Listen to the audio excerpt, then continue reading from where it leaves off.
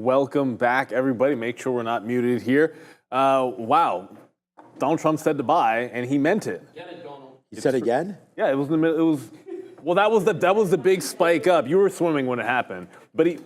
Well, I think thank you. specifically it was like. Was it? It's another good time to buy, or What was that, like around 11? I mean, I'd see Palantir bumped around 11. Yeah, like you 11, can if you look at the 15, cues. 11, 10?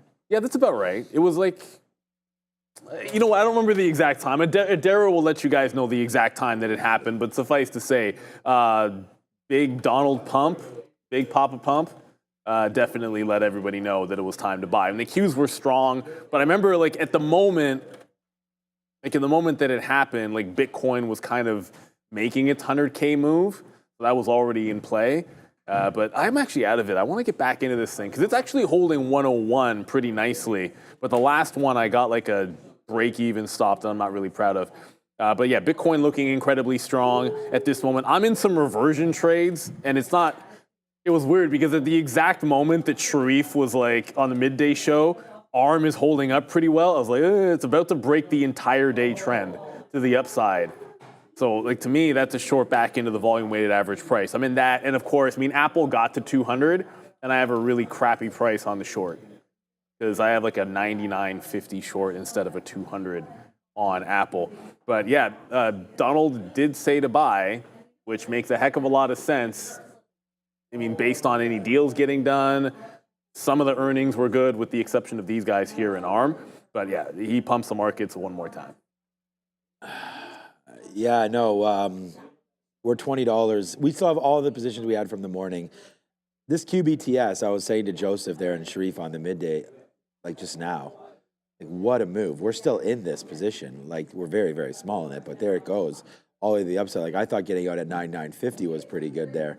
And then, yeah, 10 right now to the upside. We're long at $8. NVIDIA, these are still the same trade. So there's NVIDIA. We actually bought some just as we left you guys at 11 o'clock there at $16. You know where our stop is? 10 cents on this one. It's now $2 in the money.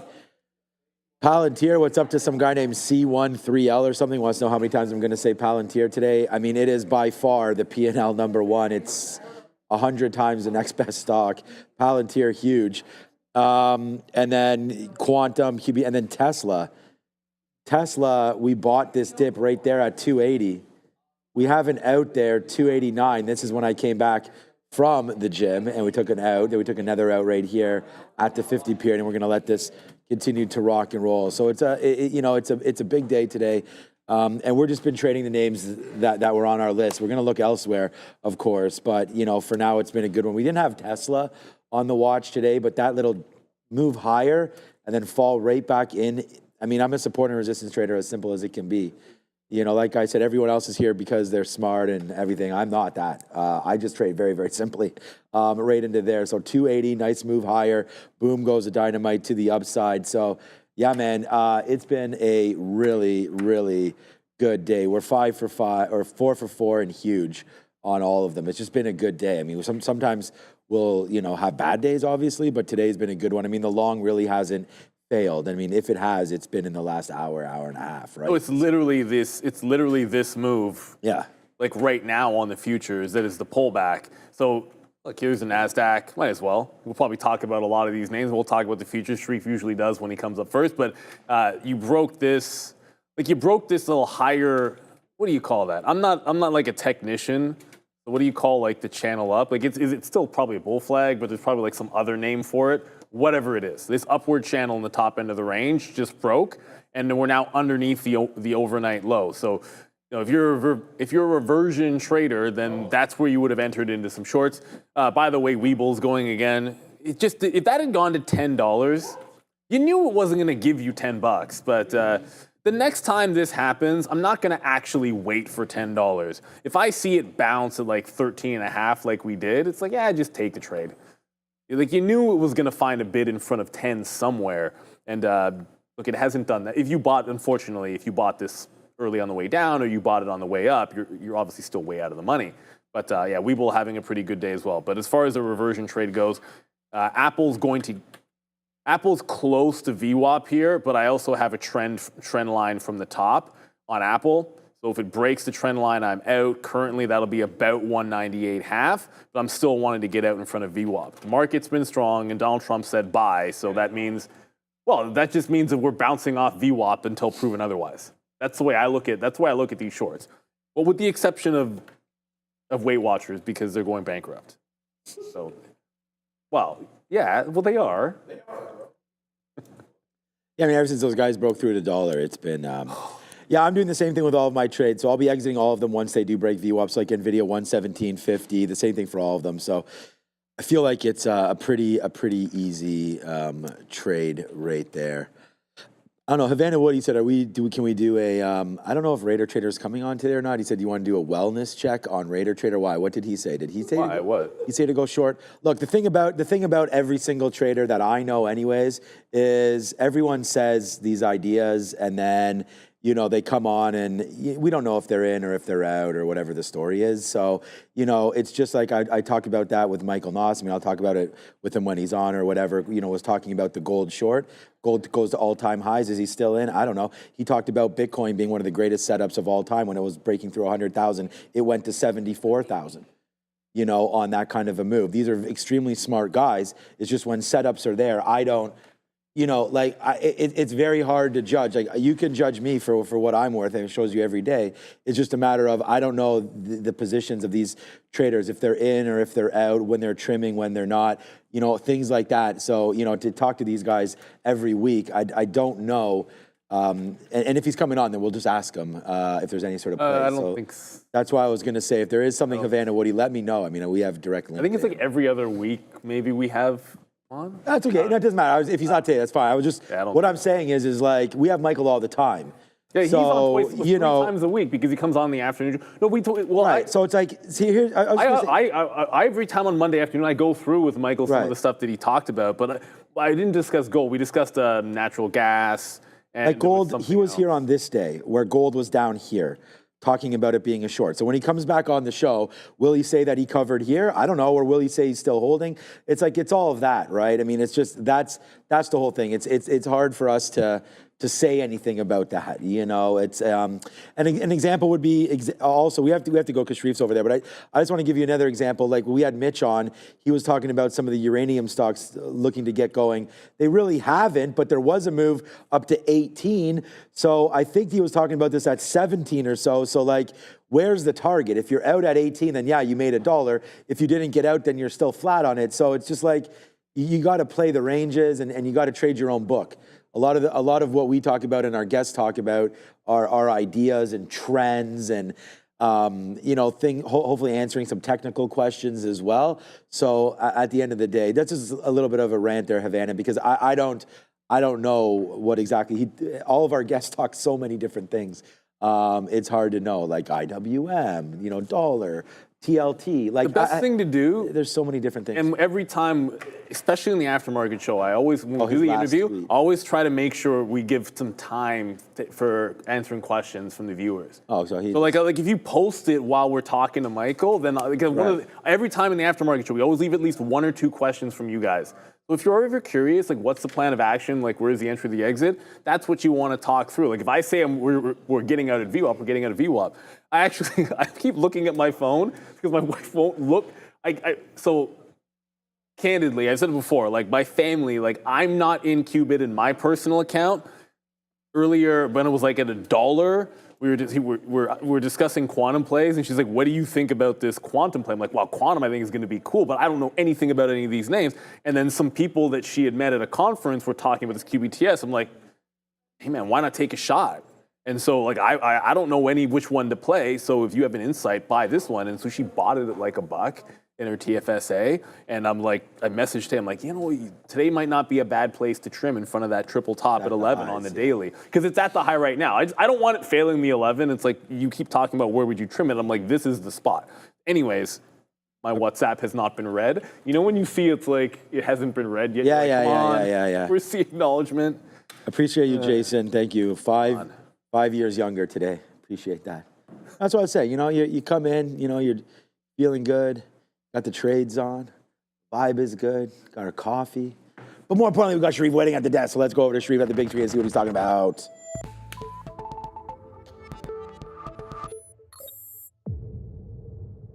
Welcome, everyone, to the Afternoon Rundown, the show where you decide what we talk about every afternoon. Big boys ready to go, locked and loaded, and ready to look at the tickers as decided by you. But make sure to join Joe and I on the midday show, because that's how you get your tickers up there. You got to get into the chat, you got to vote, but the only way to do that is to make sure you're a subscriber. So make sure you're liking, subscribing, and sharing. Here's a look at all four major averages. The one that takes the cake today, baby, the Russell 2000 up nicely here, 2.25%, followed by the NQ up 1.5%, outdoing just a little bit here, the ES up 1.25%, and then the weakest of the four major averages, believe it or not, is the Dow Jones Industrial. The first ticker, though, as decided by you guys, NVDA, but I think this applies to the majority of these microchip names because AI diffusion may be a thing of the past, at least momentarily here, as Donald Trump mentions that he will be looking at removing some Biden-era AI chip restrictions, boys. AI. Yeah, the diffusion Allen Iverson. is no more. Wait a minute, NVIDIA has to deal with Allen Iverson? What's he up to? The original AI. He had such a very smart financial plan, which was Just pay all his boys? no, he gave a bunch of his money to like an advisor, and then like the guy made sure he couldn't touch. Right. I forget how That's much of good. his. It was like he just couldn't touch. Whether it was 70% or 80%, I don't know. But he couldn't touch the bulk of it until like a certain age or whatever it is. that. So he could live lavish. So everyone's like, oh, look at how much he's spending here and there. But he knew he had that nest egg, which is he knew himself. He was smart. Right. Get it out of his hands. But no, NVIDIA doesn't have a deal with Allen Iverson. Ooh. That would be cool if they did. And if you don't know who that is, you know, Then your name is Obi. well, obviously everyone. No, he doesn't. I'm trying to think contemporary. Who would you for a contemporary player? He doesn't know who Allen Iverson is. No, Okay, he doesn't know. Of course he doesn't know who he is. right, okay. Joe said he does. No, of course he doesn't know who he is. No, Obi doesn't know really. Obi's not 1,000% into he doesn't. sports. 1,000% he doesn't. No, Obi's not into sports. He man. didn't know who Michael Jordan was. Yes, he No, did. he didn't. I asked him what team he played for, what his number was. Not really. He did not really know who Michael Jordan was. Fine, $5, done. If you message him, you gotta have some integrity, Joe, my guy over there. When I'll just message him right now, Hold and on a I'll second. show you the chat. I don't. he did not. You said, do you know who Michael Jordan is? And he said no. No, it wasn't like that. It was something about how I said something about 23 or something, and he didn't know that. And then I asked him if he knew anything about Michael Jordan. He didn't know what sport or what team, or he said Chicago Bears. But that's like Ali. Like it's just there's certain. Muhammad Ali. You don't have to know sports. He would know. You don't have to know. You don't have to be into sports to know certain. I mean, if like anybody Tiger Woods, was anybody on the Serena, chat that was here. No, I'm not throwing. Obi's No, we're not getting not. thrown under the bus. All I'm saying is we're talking about AI. Yeah, And I don't said even- Obi doesn't know who that is. Which yeah, that's And I say it when he's sitting right here. I mean, we already had this yeah, discussion. fine. Yeah. Anyways, he might know who. Man, I can't tell you an Steph artist. Curry? I can't tell you any current artist, man. You make fun of me all day that I don't know. Like you'll talk about a lyric that the kids will listen. I'm like, what? Yeah. I have no idea. To each their own. I don't know all the Pokemon characters like Obi does, but you know, I should. My daughter has a card. like Charizard. I know about Charizard. Chameleon. I know about. There's like a little turtle one. You know more than me. Squirtle. Pikachu. I choose you. I play Squirtle? the game with my kids. They have Pokemon Sword something. See, you know way more about it than me. I'm kind of more impressed with your Pokemon knowledge. I know a lot about Pokemon. I know if you collect them all or catch them all or something. It's catch them all. Catch them. Oh the my- guy's name is Ketchum or something. When they had the Pokemon Go, Bulbasaur. Yes, that was the most Bulbasaur. That guy's a annoying thing jam. ever. I hated the Pokemon Go because there was you one going around night chasing those outside guys? of back when I was in the condo, and like one of them was like literally right outside. Must Yeah. have been right outside the front door, and there was like 200 people You're right. outside of our condo front door in the evening. You couldn't even get in or out. It was just utter nonsense. Yeah. But I forget what we're supposed to be talking about. We're on Pokemon now. Oh, Obi said Chicago Bills. Oh, is that what it was? Thank you. I appreciate it. Hey, Sean saying Sean is funny. Good. Thank you, Sean. I like the way you spell your name. S-E-A-N. You must be Irish. Okay, so what are we what it talking is? about again? Oh, yeah, NVIDIA. Oh, by the way, Apple's breaking trend. I'm literally punching out instead of moving my stop. Well, NVIDIA today, okay, so let's just get on track here because Shree's got to get out of here. All right, so NVIDIA today, 115 to 116 was the levels that we wrote down. We wrote down 112 to 113 yesterday. Yesterday was a bang. Today was a bang. We're back in the building every single day. We love you, NVIDIA. We love you long time. And I mean, there it is right there, into 115, into 116, sorry. Nice downside move. We never got into 115 and the rest is history. There it goes. NVIDIA ripping to the high side right now as we speak, trying to break through 118. I like it. I like the stock. Continues to work. Why not? We nailed that trade yesterday right here. Boom. We had it yesterday down here at 112 and 113. Plus, we hit the momentum there. Plus, we reloaded it on the dip. I mean, NVIDIA's been helping me pay some bills for the last 24 hours, and it's doing it again here today. So thank you, NVIDIA. This coffee and many more is on you. Yeah, well, I just punched out of Apple. I'm going to be getting out of ARM on this. It's not getting to VWAP, but this is a trend. So if it breaks actually this will be close to break even. But it'll be close to break even. It just trended down. Doesn't get to the volume weighted average price. Intel I'll hold on to because it does want to get there.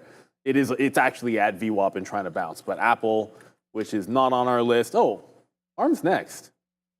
See? The guide the guide was poop. It's true. I can't say. I own ARM shares, and even I can tell you the guy was nasty. Really nasty, Shreve. I use only the most elite language, Neil. All right, guys. Yeah, that's exactly what it was, guys. It was a couple of very bad guides. Q1, believe it or not, we're finishing Q4 for ARM. Their fiscal year is a little different. So Q1 guide, also light. But it was a 2026, full year 2026 that I think sent this one aggressively to the downside. But they did beat on the top and bottom line for the previous quarter, guys. Yeah, so look, I'm messaging beating on the top and bottom doesn't matter. I believe you. Whoops. So I'm going to ask him two things. I said, okay, we're just you. talking. He's already messaging me about some trades today, but so I said, we're just talking about AI. Do you know who that is? If I just asked you who AI is, and then he's going to probably say no, and then I'm going to say Allen Iverson, and then we'll get a true response. He'll say Yay Sports. That's the patent of response. So that would be no. So that would be no. Yay then. Sports is when he says that's him saying no. No. He's been fine. Or Go Sports is when he says no. No, but when he's been here, and obviously when you're not here, he's very honest. Like he tells me he knows nothing. No, we have the same. We literally the same conversation. Because what will happen is I'll make a reference and I'll be like, "Cause I know Sean would get this," but I'll say it without even Same thinking. thing happens to me. Which is fair, I have a dentist appointment today. My wife said. I hate to be you. Huh? I hate the dentist. I don't. I must have. Oh shit, do I? Well, first of all, no. They always. I know confirm. this. If my wife tells me something's in the schedule, I'm like, no, it's not. I'm usually wrong 100% of the time. I'm being dead honest. Like my wife is literally in charge of all of. Like, that's what I'm saying. I guarantee you it's in your calendar. Because anytime it is in the calendar, but they did message me. I don't think I actually do have one. Like I remember one time she's like, Aaron has swimming. So I'm like, no, she doesn't. Swimming's on another night. Oh, with the kids. And she's like, it's in the calendar. I look it up and I'm like, oh, I guess I'm taking her to swimming tonight. And I'm not going if I. And I was like a honey pea. I was right. I was ready to be like, you're wrong. Okay, so ARM, they stink. They're the only chip name that stinks today. They're the only chip name that I have pulled up today that is weak. I shouldn't say they're the only chip name that's down or that stinks. Currently, my trail is going to be right in here, which I said it was break even, but it's actually just a tinge under that on this short. And it was just a mean reversion trade. Like the day-long trend broke, so I got in. It doesn't get to volume weighted average price. The good news here is that with the guide bad, the guide was before Donald Trump said buy the market. The guide was before you could have had any reaction to any curbs on chip deals. The guide was also before you have any positive news on deals happening in a general sense. So there is always the chance they could revise it, they could do nothing, they could just beat expectations next quarter because it's a different environment. So there is that going for it. But there's no way they would have guidance as bad as Sharif mentioned with a P like they do, which is exorbitant, and not be good. But 50 period is held. So I think it's a good look. I did recently buy, and I'm not selling anything. I didn't sell anything in front of 125, so I'm not going to sell now. I explained before. Trying to build a long-term position in ARM after bungling. And I don't mind saying this every single time. If you like an IPO, just buy it early. You know, don't like if you just want to be in the company, then buy it early or you'll end up in a situation where you have to buy it when the P's like really, really bad, and then you're waiting for it to give you these crazy dips. Like every time it gets under 100, I want to be a buyer of this thing. And it's still got a bad P. But you could have just been all in early on a stock like this, and then you just kind of hold it forever. So I point that out every single time just so you can see. Like, that's a mistake that I made, and now I'm just trying to build a position in ARM. Giving you opportunities off to 50 today. Yeah, look, I mean, my claim to fame on this stock would be today was just that I said that, when it was here, that it was going to get back to this 114 area. And, it did that, but, you had to wait for it. And so if you waited about 4 minutes off the open, you would have had that 114, and then you'd be long right now at 114. It would be another feather. But I don't have the trade. I wasn't looking over there. But that was a good look again. Remember, I was just saying, like, when there's a gap, play it back to VWAP. Hasn't really seen it at all since then. There was a move, obviously, right into there, I guess, before we had that takeoff at 10 o'clock. But, yeah, down 5%. I've never bought this stock or anything like that, but I don't really ever trade. I've traded it before here as well. Like, I would trade this breakout if it were to happen today, like a 120 break. That's a pretty sweet top right there. So if it got going, I think that would be a trade. But for me right now, I mean, I'm keeping this one at arm's length. All right, guys, next on the list here is Ethereum. Big move up, over 10%. Over 10% in the green today is ETH. Fantastic break of that key psychological level, boys, $2,000. But as Sean pointed out during the midday show, we are well off the highs. You got to go all the way back to 2021 and the COVID days to see the $4,800 all-time highs. Nowhere near the same price action as Bitcoin, boys. So there's someone in the chat right before we came on to the afternoon show, I guess it would have been in the prior chat, was asking, do you think an ETH can get to 10K? I believe it was at 10 or 12. It doesn't, either way, I don't think it's all that likely. The good news is it's now it's broken the downtrend that it's been in since the high, and there's your consolidation break. The question is, how much juice is it going to have? 22 was a big level before, and then 28 to 3,000 I think is going to be a whole world of trouble as well for ETH. So let's see how far it can go. Like maybe slap a trend on it when it breaks a trend. That's probably time to get out. It's Bitcoin's world, which apparently we're going to talk about too because you can't see me. But ETH is on one today. I guess if you pull this up on a 15. If I do that, I'll probably, then I have to rescale it. Whoops, that's not what I wanted to do it this way. Oh, all right, yeah, I hate rescaling this. Gotta zoom in. I'm not even gonna bother doing it. I want this on a daily chart anyway, or maybe like an hourly, but as far as I'm concerned, I don't like ETH anymore. At one point, I did have 20% of my crypto, somewhere around that number was in ETH. And then I moved half of that 20% into like Solana. That wasn't much better. And I'm getting out of all the ETH and putting it into Bitcoin and probably some XRP because everyone keeps telling me that's good. But I'm a Bitcoin person. We'll talk about that later. They're the best. Yeah, look, I mean, this morning when Bitcoin was only up, or when Ethereum was up 7 or 8%, I said that exact same thing. I was like, I'm just going to sell it all, which I didn't do, and get into Bitcoin, which I think it would have probably been okay. I think it's better that we didn't sell it. ETHE, still the ETF. I think that you can trade with Grayscale. So 17 and change. So there it goes, up 15% there today. Yeah, and well off. I mean, if you really do believe in Ethereum, and I don't know why it's up so much today, but if you do believe in it, then there is, so much more to go. I think it would be, I don't know, it's probably going to be foolish to sell some here, but, again, like that all-time high of 4,300, 4,800, as Sharif had mentioned there. Huge play there. It got up to 42 or 4,300 after post-election, which is this high right there. And then I think it wasn't DJ TJ, it was the other one there. The one that everyone makes fun. Eric, he tweeted something out about Ethereum being hot fire. Right. I think that was like this day. And then since then, this happened. Maybe he put everything into Melania coin. I don't know. But right there, Ethereum, nice move, up 15%. I wish I knew more about it, but I don't. But I hold Ethereum, so yay me for today. I do want to get bigger in Bitcoin, of course, but it's still a pretty small percentage of the portfolio, but getting bigger as we show today. Look, man, we have Ethereum, then as you mentioned, we have Bitcoin, but it is Palantir. You could say, what the heck, for Palantir, that is for sure almost back to all-time highs. after being down 14 or 16% on earnings, and right now $8 in the money. Let's go find out what's going on with our favorite AI name. Took the words right out of my mouth, Sean. I was about to say we're almost right back to those levels we were at before the earnings report, which was very good, but it was a sell the news kind of event in any case. We're right back up, right to those levels, 8 1/3% today. Independent catalyst. It looks like Palantir is teaming up with the Joint Commission to enhance patient safety and healthcare standards. Guys, it's not just military and AI that these guys focus on, diversifying in all sorts of categories.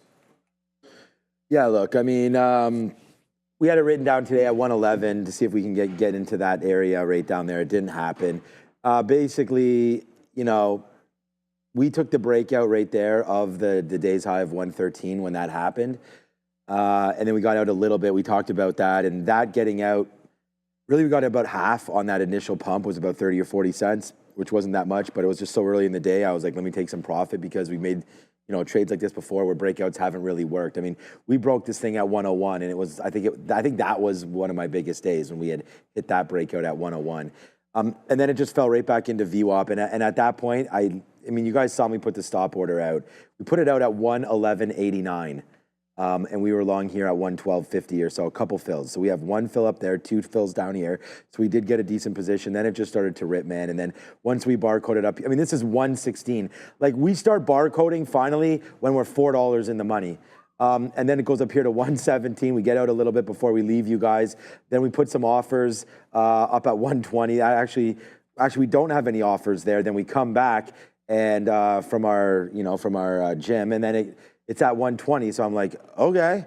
We take some out, we take some out, we take some out, we take some out. We left it with like 10 or 15%, you know, plus we had our stop order at VWAP, which never hit. So like when we left, our stop order was only 50 cents away.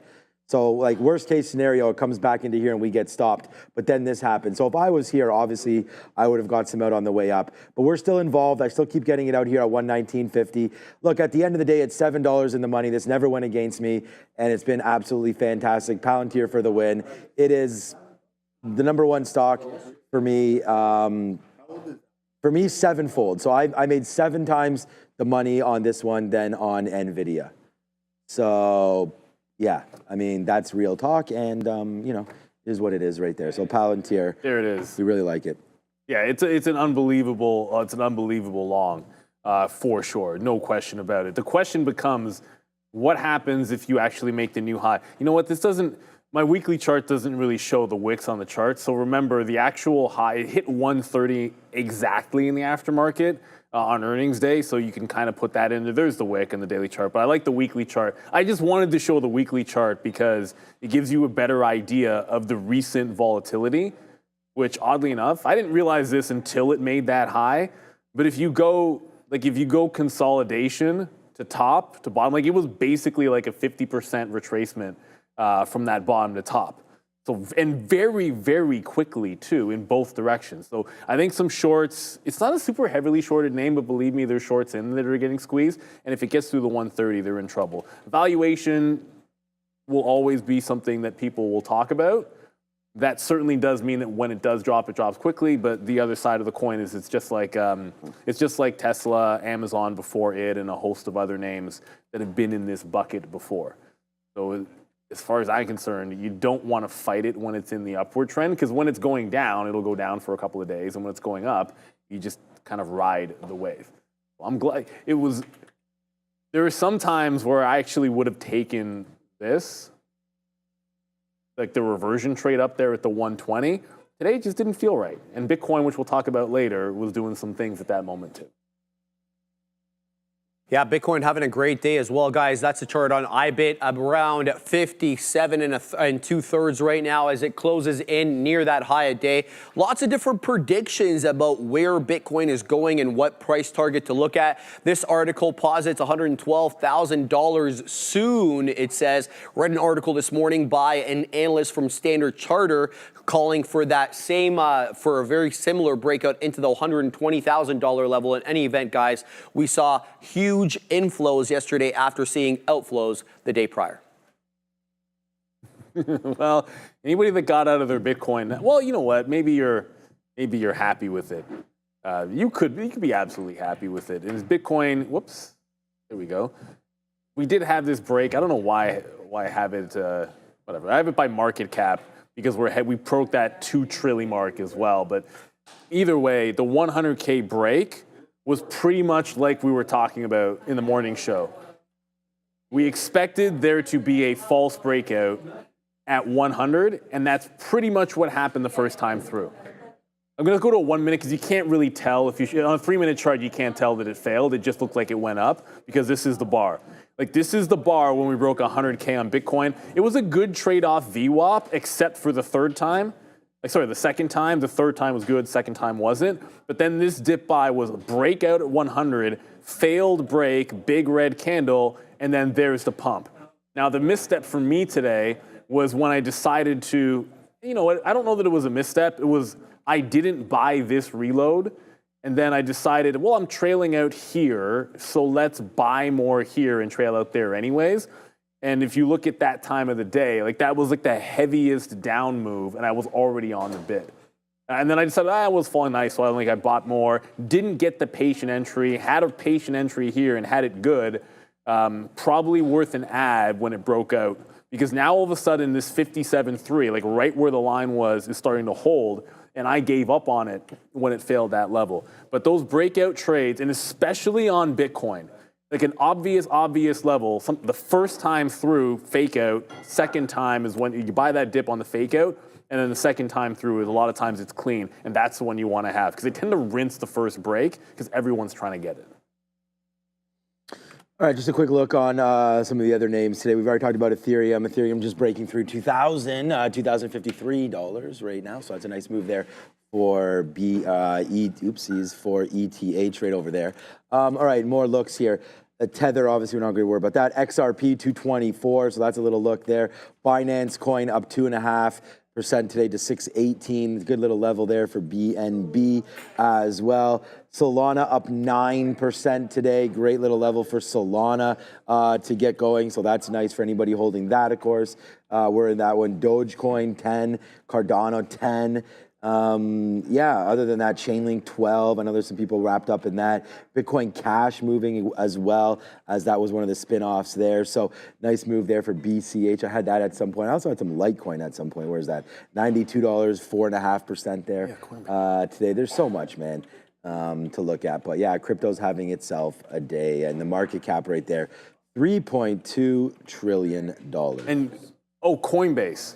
Coinbase went right to the to its breakout price on the daily and reversed on a dime. Like it was so close. Like this morning, they made some. I forget who it was they bought. There was a deal with Coinbase this morning, volume spike, all that good stuff, and then Bitcoin went crazy. I got to go back to a 3-minute. I don't want the 1 minute. So in the pre-market, there was a nice spike on coin, and it just trended higher. But this fail was the exact local high on the daily chart. For Coinbase. So if it was a fail the first time, this afternoon we're trending up. I just remembered this because we're talking about crypto. Like there it is. It's essentially 210.5 right in here. 211 as well. You look for that for a bit of a breakout. Coin, wipeout bottom. I guess a reverse head and shoulders. So yeah, Coinbase, I'm going to like this breakout. We talked about it this morning and it came very close, didn't break. Looks like you could do it this afternoon. All right, there it goes right now. Let's go bang, bang, bang, bang, bang. Here we go. NVIDIA's finally starting to go, so we like that stock right now. Nice upside move here for Coinbase, or for NVIDIA. We just got that days high is from the open, but, we just got a nice little level there of 118 and change. So good level for sure right there for us on Coinbase. So on Coinbase, on NVIDIA. Also, Palantir just takes 120. Are you kidding me right now again? There goes Palantir.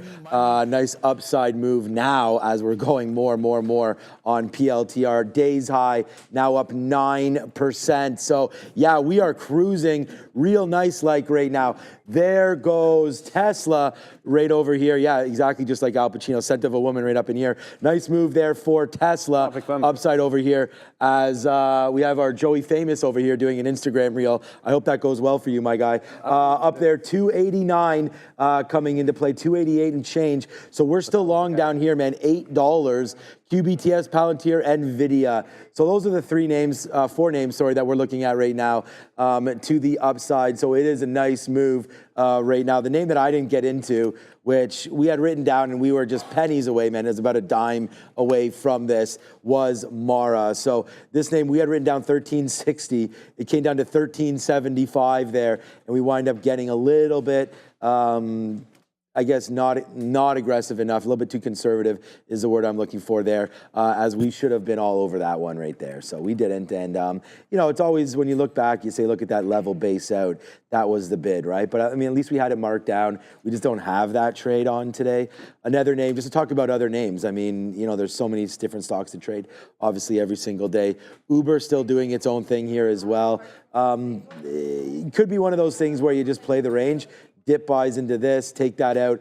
But when the Nasdaq's up 1.7% and the ES is up 1.3 and Uber's down, it's not going to be something that it was strong yesterday. Yeah, yesterday maybe, but yeah, not really a name that I'm going to. You know what tried today? Nike took a shot. Oh right, okay. Yeah, but it lost that 60 battle. So I still think, and I'll get to it on the daily chart, because I still think there's a swing opportunity in Nike, but the day trade didn't work out on the breakout. So I kind of risked. I was in it from the reversion low, like off of, I guess it's like 59. Well, I got in at 59, but the low is like 58.84. So we had the reversion play on it. And then what I thought was a bigger shot, which obviously wasn't correct, was that the breakout here would be bigger. Right? Like take out the high. Let's get through that level on the daily, and let's go squeezing on Nike.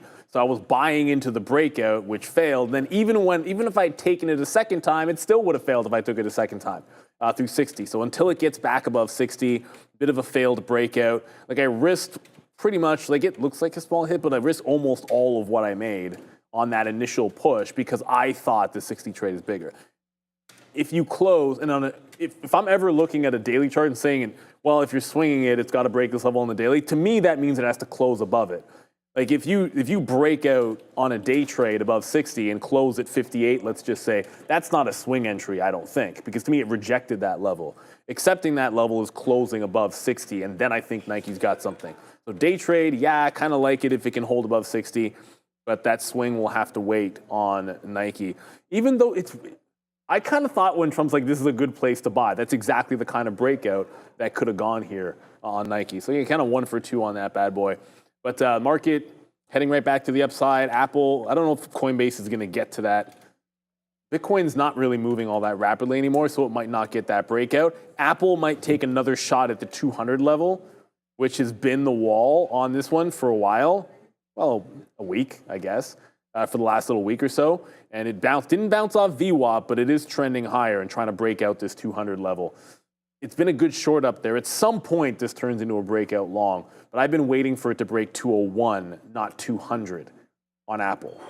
Outside chance of that today. I don't know how likely it is. It's kind of lagging the market a bit here on Apple, but I think 201's the break, not 200. Yeah, Google, I mean, another name. If you guys have anything, you guys talking about the trade desk is going off today as well. We'll have a look at that. Huge move upside. But Google, we talked about its demise early, down to 153, and I was like, got to get out of this one.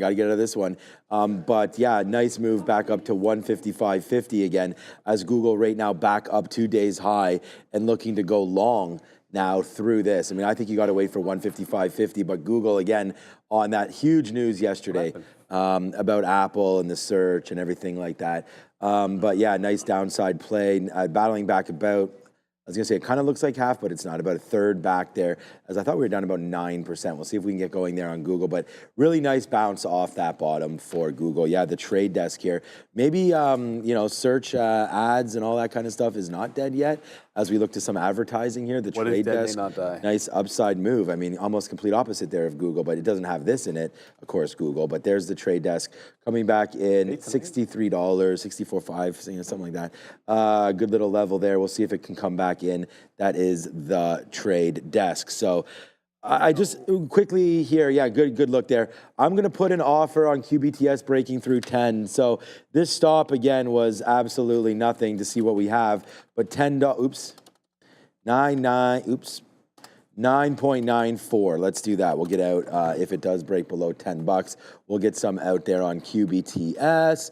Tesla, Palantir, NVIDIA. Okay, so those are those names. I keep seeing Roblox. Trade Desk reports after the bell, no? Yeah. Yeah. They do. So we'll have to see what's going on there. How much did I say they were just up? Roblox is doing nothing, by the way. Just came on the scanner. I guess it's because of VWAP. Yeah, so up 7%, reporting after hours today. Their implied move is 12. So 12% implied move for TD. And yeah, great trading today if anybody has that. There's a new poll that just came in. Let me see what this is. First of all, get into the chat, man. Hit the like, hit the subscribe. Do all of that, man. We're having a good time. All right, so vibe check. Yeah. Yes. Vibe check. Bullish, bearish, yes, no. I don't understand. I want to select bullish and yes at the same time. So, yeah, I don't. I understand. I understand bullish and bearish.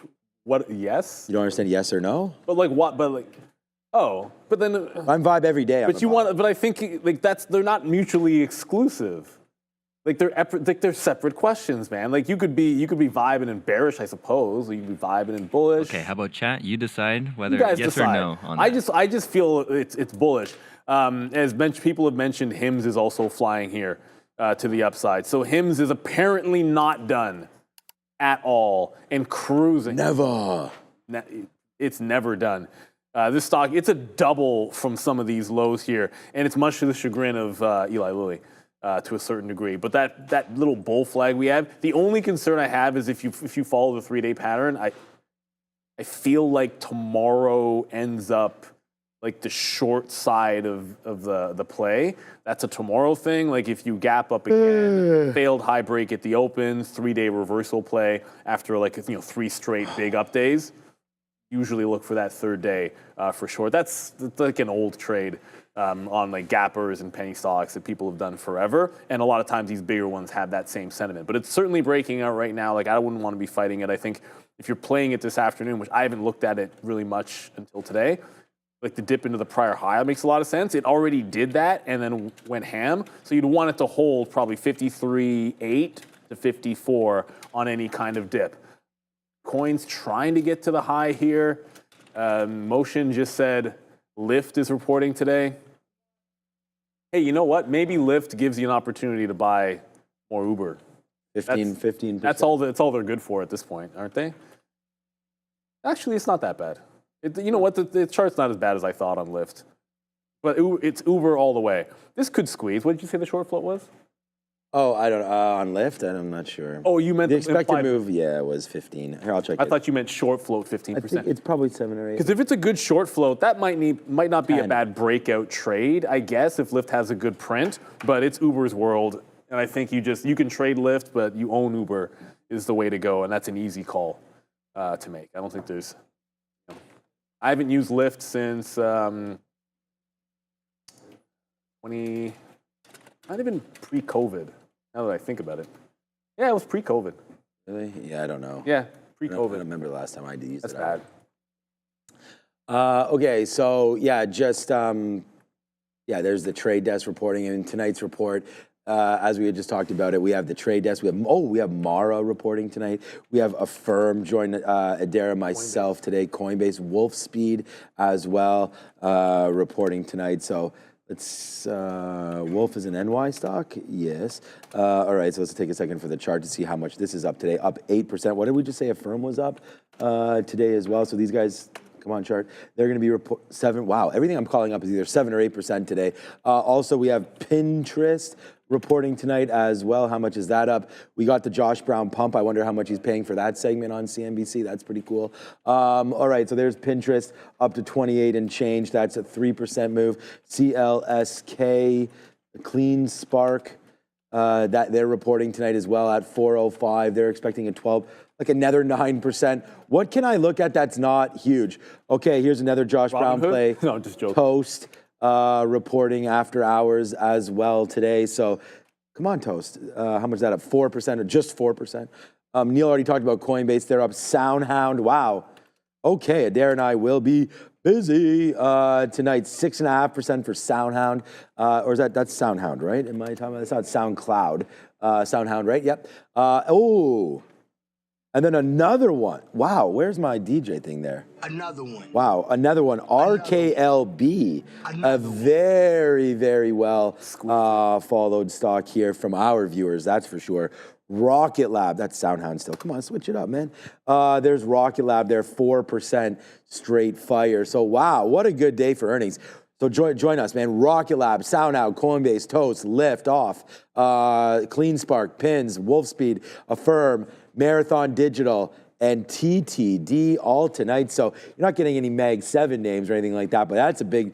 That is for sure. It's kind of going to be an interesting one. And if you do hold any shares, we'll call them up live. We'll have some live level 2s and all that kind of stuff. I feel like the over Blasting on off. Rocket Lab's expected move. Yeah, it's 4%? Yeah, it's only 4%. It's like when we saw the Microsoft one, and I was like, going way more than 4%. It went 9%. Yeah, well, again myself. Yeah, Rocket Lab.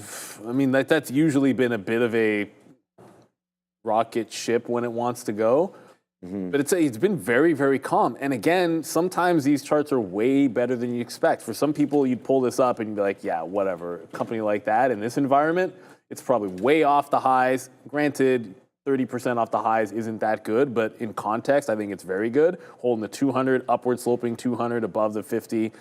And I don't know the short float offhand, but I'd imagine it's still looking pretty good. So I just want to get back to another runner, which is HIMS.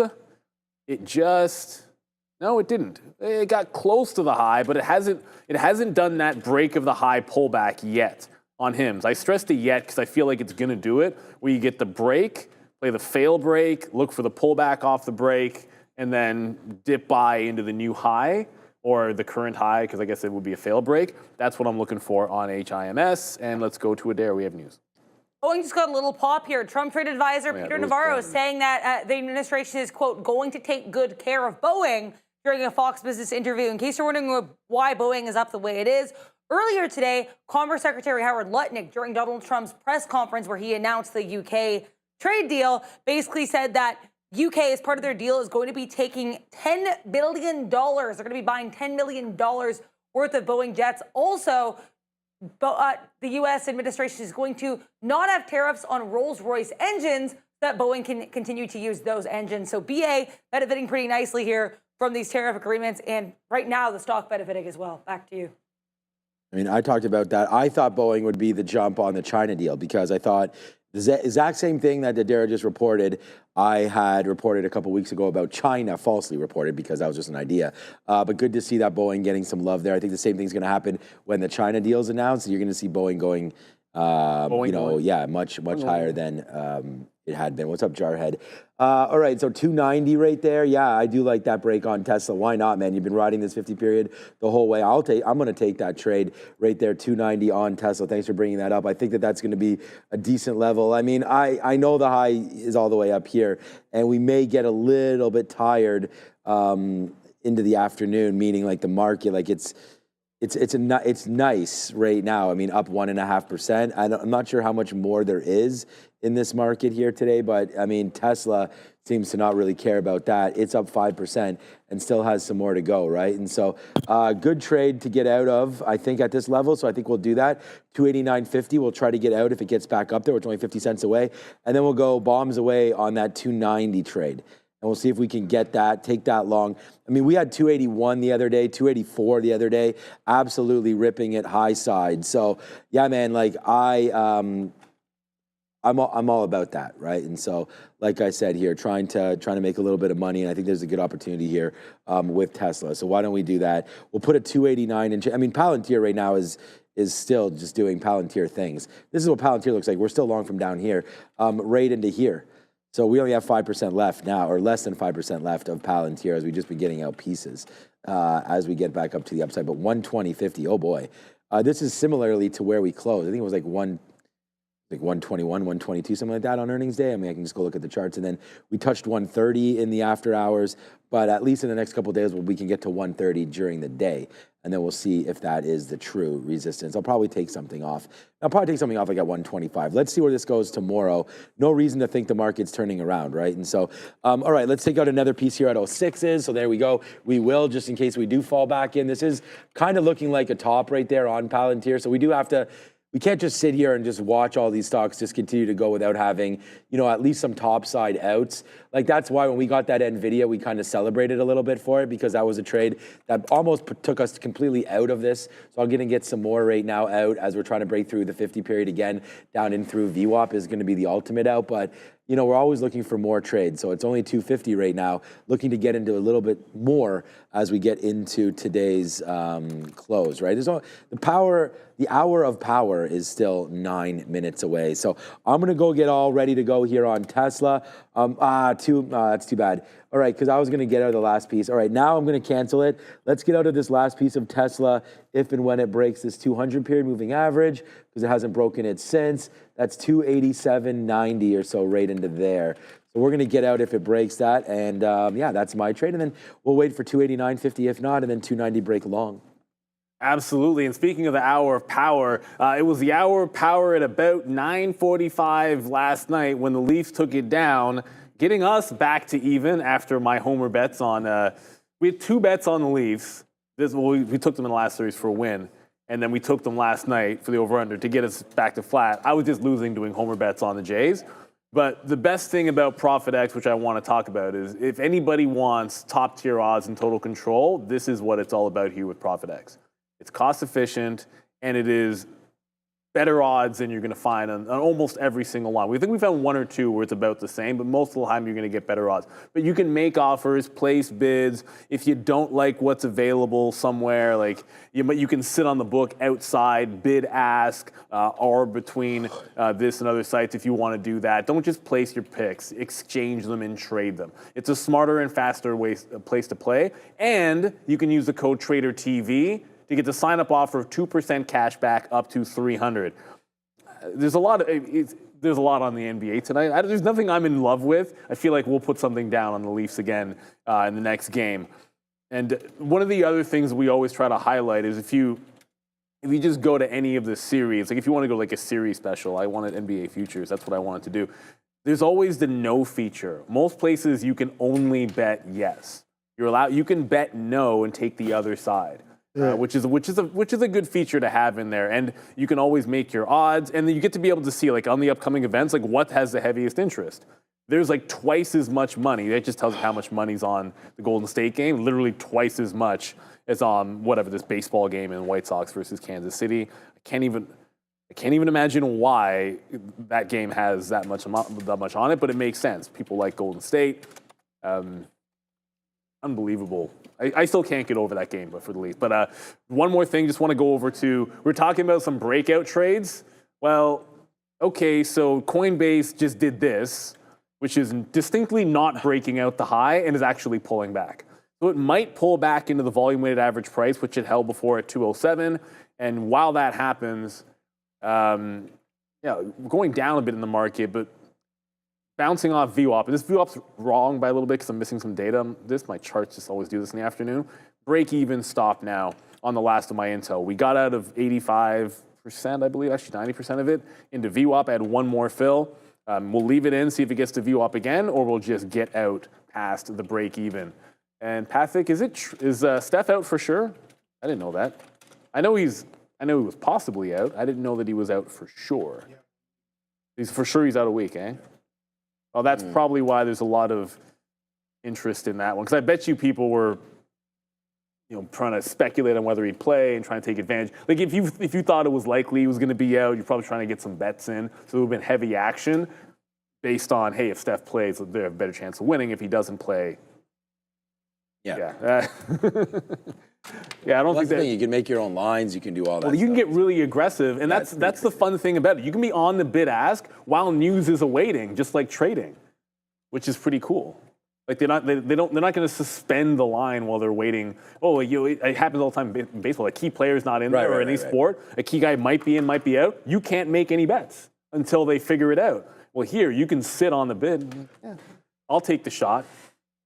I'm trying to get some more. Yeah, I'm trying to get some more video. Well, that's the thing. If someone hits you, it's like a market. It's like the market. I thought he just got a bruise. I thought he had something wrong with his thumb. I don't know. I thought he took a hit and he got bruised. Oh, did he take another hit? I don't know. He's out for a week for anyways. Who knows? I don't know. It could be really. Dude, it's the NBA, No, dude. but bone bruises can be really bad. I shouldn't say anything. Right. No, a buddy of mine was a catcher and he got a really bad bone bruise. Yeah, I'm yeah. like, The playoffs, I assume he's going to be legitimate. Yeah, Even I would if it was think he's regular gotta be season, he's just taking a vacay. But yeah, no, It it's can be bad, I guess. Yeah, no, for sure. Jimmy Butler he's probably going to take like 25 shots. You know, let's have. Oh yeah, that's right, Jimmy Butler. Let's have a look at what. Let's spin some money around. Let's see what the top traders here at Real Trading were doing yesterday. The hamstring. Oh, Who knows what's going to happen today? All right, so here we go. We're going to go on the top. Whoa, okay. So here's yesterday. Okay, so Tesla must have just broke down because we got that fill on Tesla. Let me just have a double check on that one. Yeah, Tesla just breaks 288. So we actually get out of that one, ending our Tesla trade. So good trade there, $7. Okay, this is what I want to show you about, and we always sit here all the time and talk about it. You know, our trading, you know, how we trade versus how others trade versus how I trade versus Neil versus anybody versus blah, blah, blah. It's all the same. But at the end of the day, you know, looking here, I think is a good example. Paris, New York, Nasdaq, Milan, LSE, Canada, and Amsterdam. You're all around the world here. I mean, we have Asia as well as an opportunity. But like these kind of markets, like this is the opportunity that exists here at Real Trading, is to trade different styles, different markets, and you know, find your niche, right? And so yesterday we had a top trader, and this is just somebody. So like this wouldn't be me. Because I'm trading more than just NASDAQ. So when we show this to you, this are the markets that have been traded by these traders, right? And so for this example, you'd have only NASDAQ. This second trader only traded the Canadian market, the TSX, right? This trader traded 7 markets, including all of those. There we go. There's a Hong Kong. So there are some specific traders that are focusing on individual markets, and there's others like this. For example, could be me, let's just say, Amex, NASDAQ, and New York. I mean, those are all things that we would trade, you know, and then you come back in the same thing again. So just to show you, this is what, and we talk about the numbers from Trade the Pool. We read those for you guys, and this is just an example right here of some of the numbers that are put up at Real Trading. So these are just real numbers, right? I don't know. Normally they're a little bit higher than this, so I don't really what's interesting is know why they're so low. But predictably, if you look at Real Trading, the top markets, like in terms of what traders trading that market, they're like actually. By trader count, there's more traders that trade the Amex than the New York, believe it or not. Yeah. It's NASDAQ, Amex, New York, Toronto, Yeah. then Australia, Yeah. then Canada is Venture, which is another Canadian market, and then Hong Kong, as you see there. Like you don't even, and Blue Ocean makes that list as well. Like by trader count, there's actually more in some of those than you have in like Europe. So it goes to show, like you can trade 24 hours at Real Trading. Blue Ocean, Moon, we have Blue all of that. Ocean is one of the top by per trader, per trader P&L, because the few traders that trade it do really well, which makes some sense because you get really big moves. We've seen it on Tesla like time and time again with Blue Ocean. I don't know if we're going to get these breakouts. Don't seem like they're going to happen here.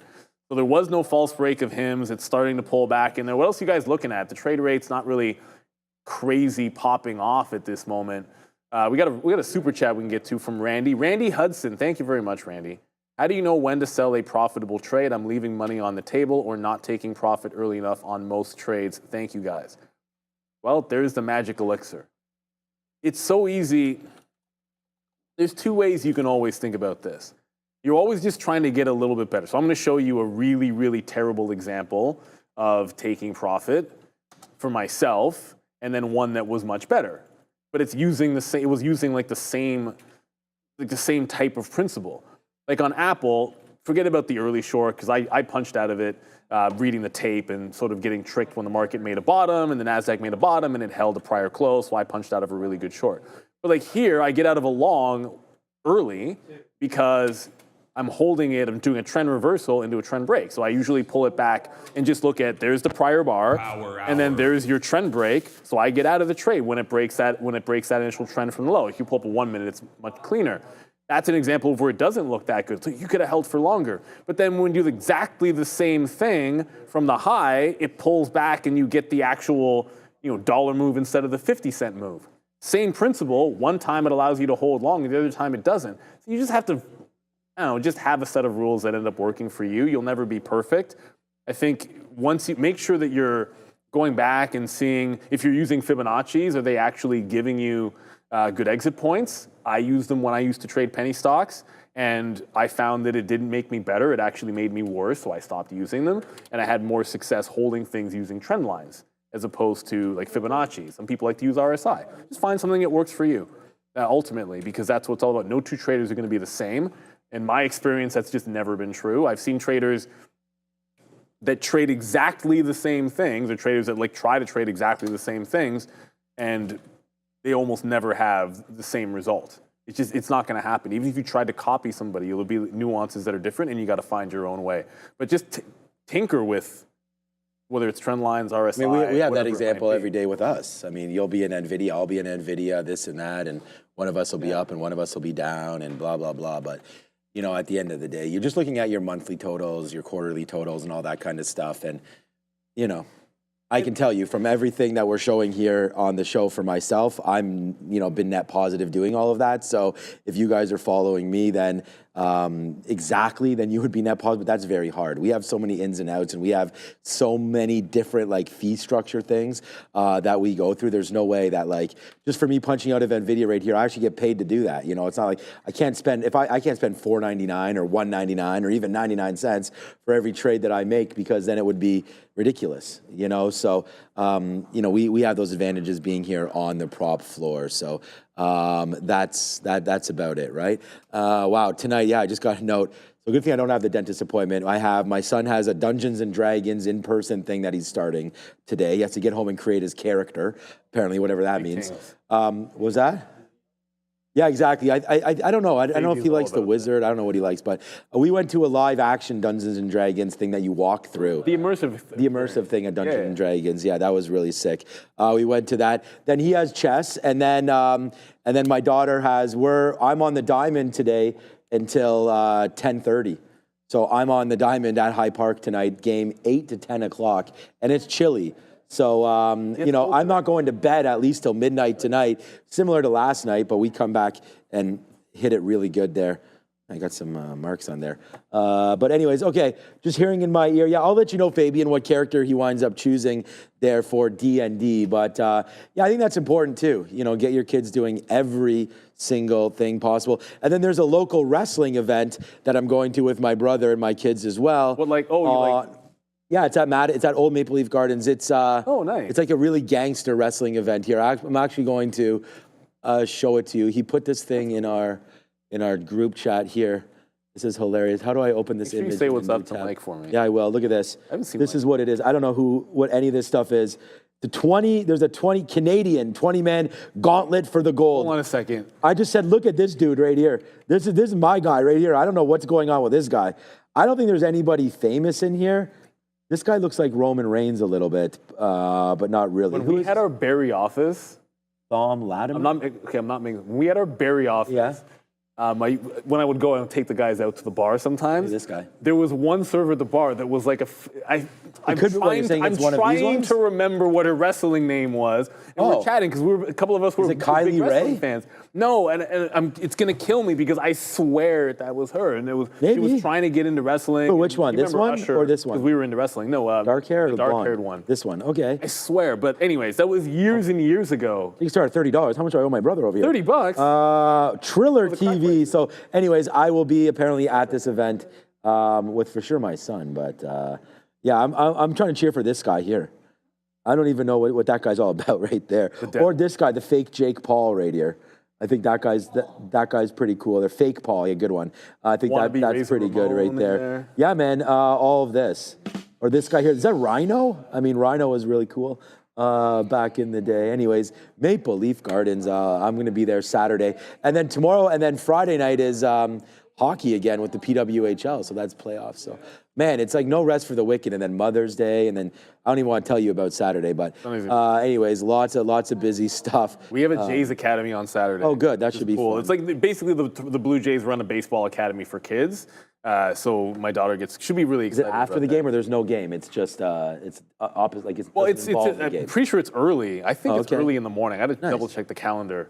So yeah, it's nothing. It has nothing to do with the game because they're on the road right now. They're on. Oh yeah, that's right. They're in L.A. Yeah, like my Didn't wife they lose to Yusei Kikuchi or something? Like, isn't that?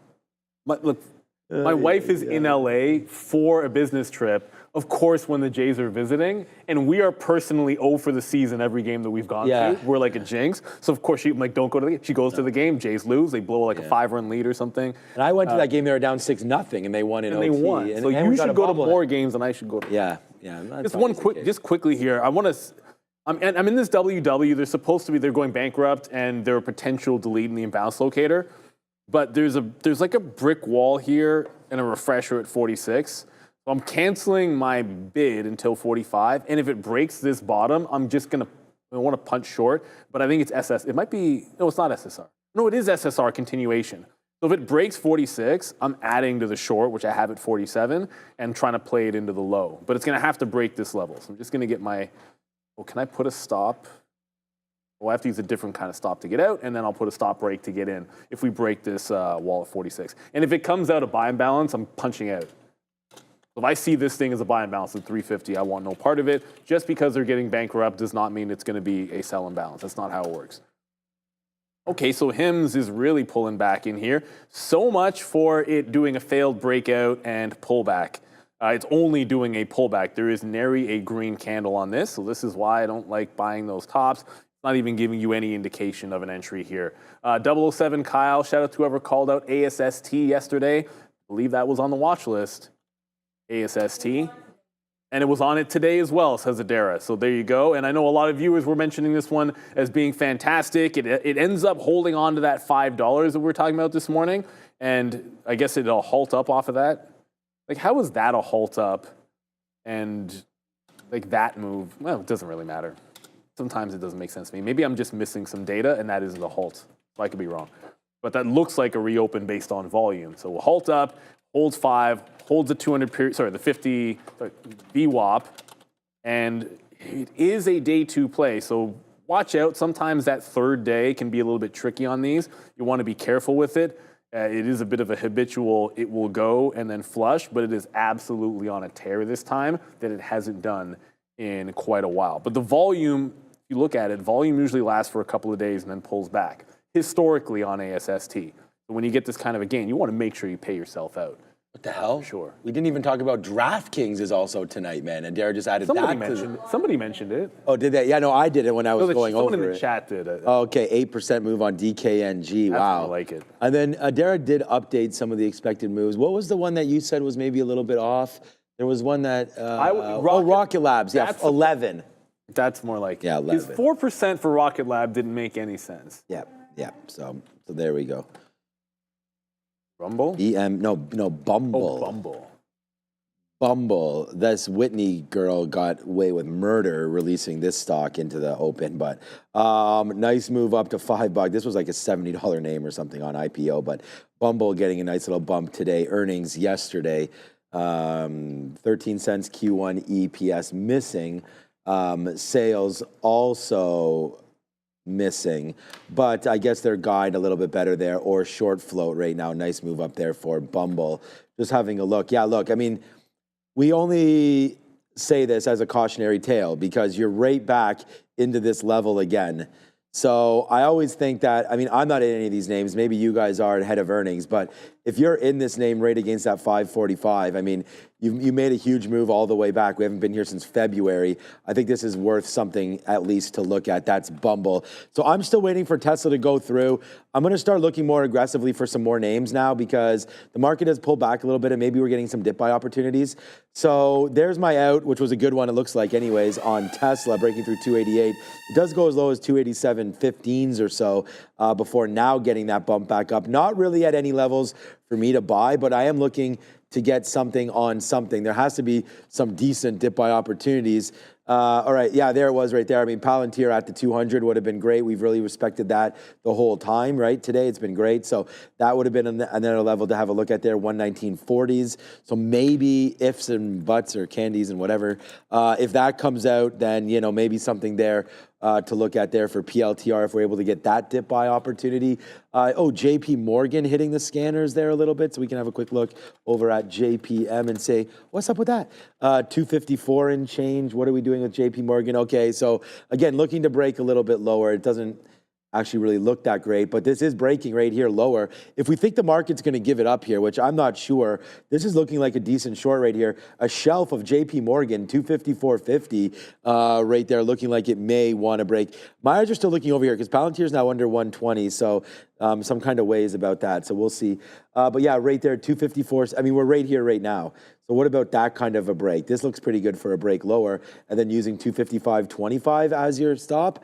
I'm just not sure if we really want to go short right now into this market. We're not anywhere near. The short is obviously much better up here. Zelensky is now speaking with Trump? No, that doesn't make any sense. Oh, they're still talking. No, Zelensky right now in our ear apparently is speaking with Vladimir Zelensky right now.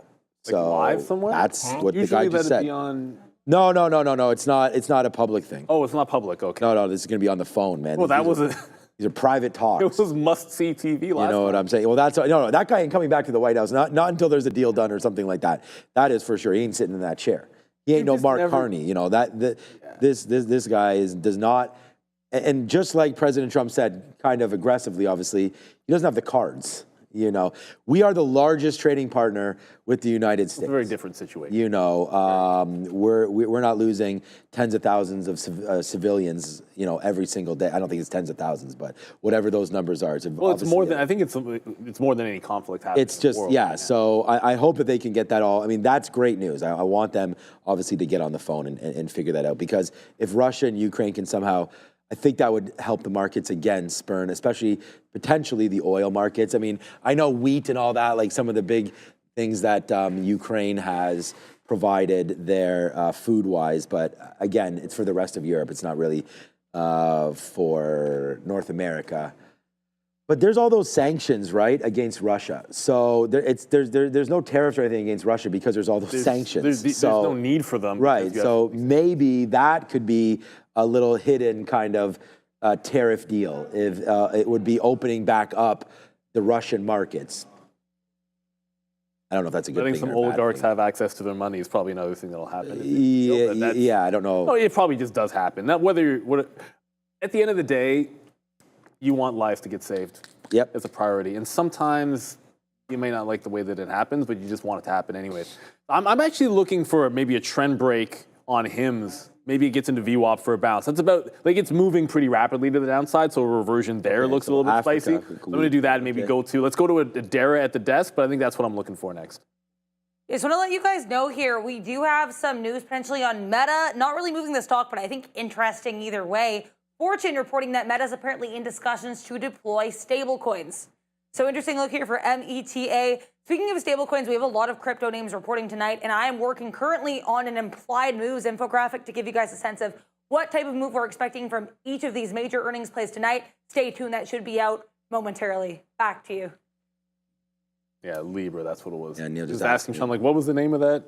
They had Libra. They were actually, the SEC or something back in the day there didn't want them to release Libra and all that kind of stuff. So they had already thought about all of that. But now it looks like maybe with this new administration and a little wink, wink, nudge, nudge gets you whatever you want.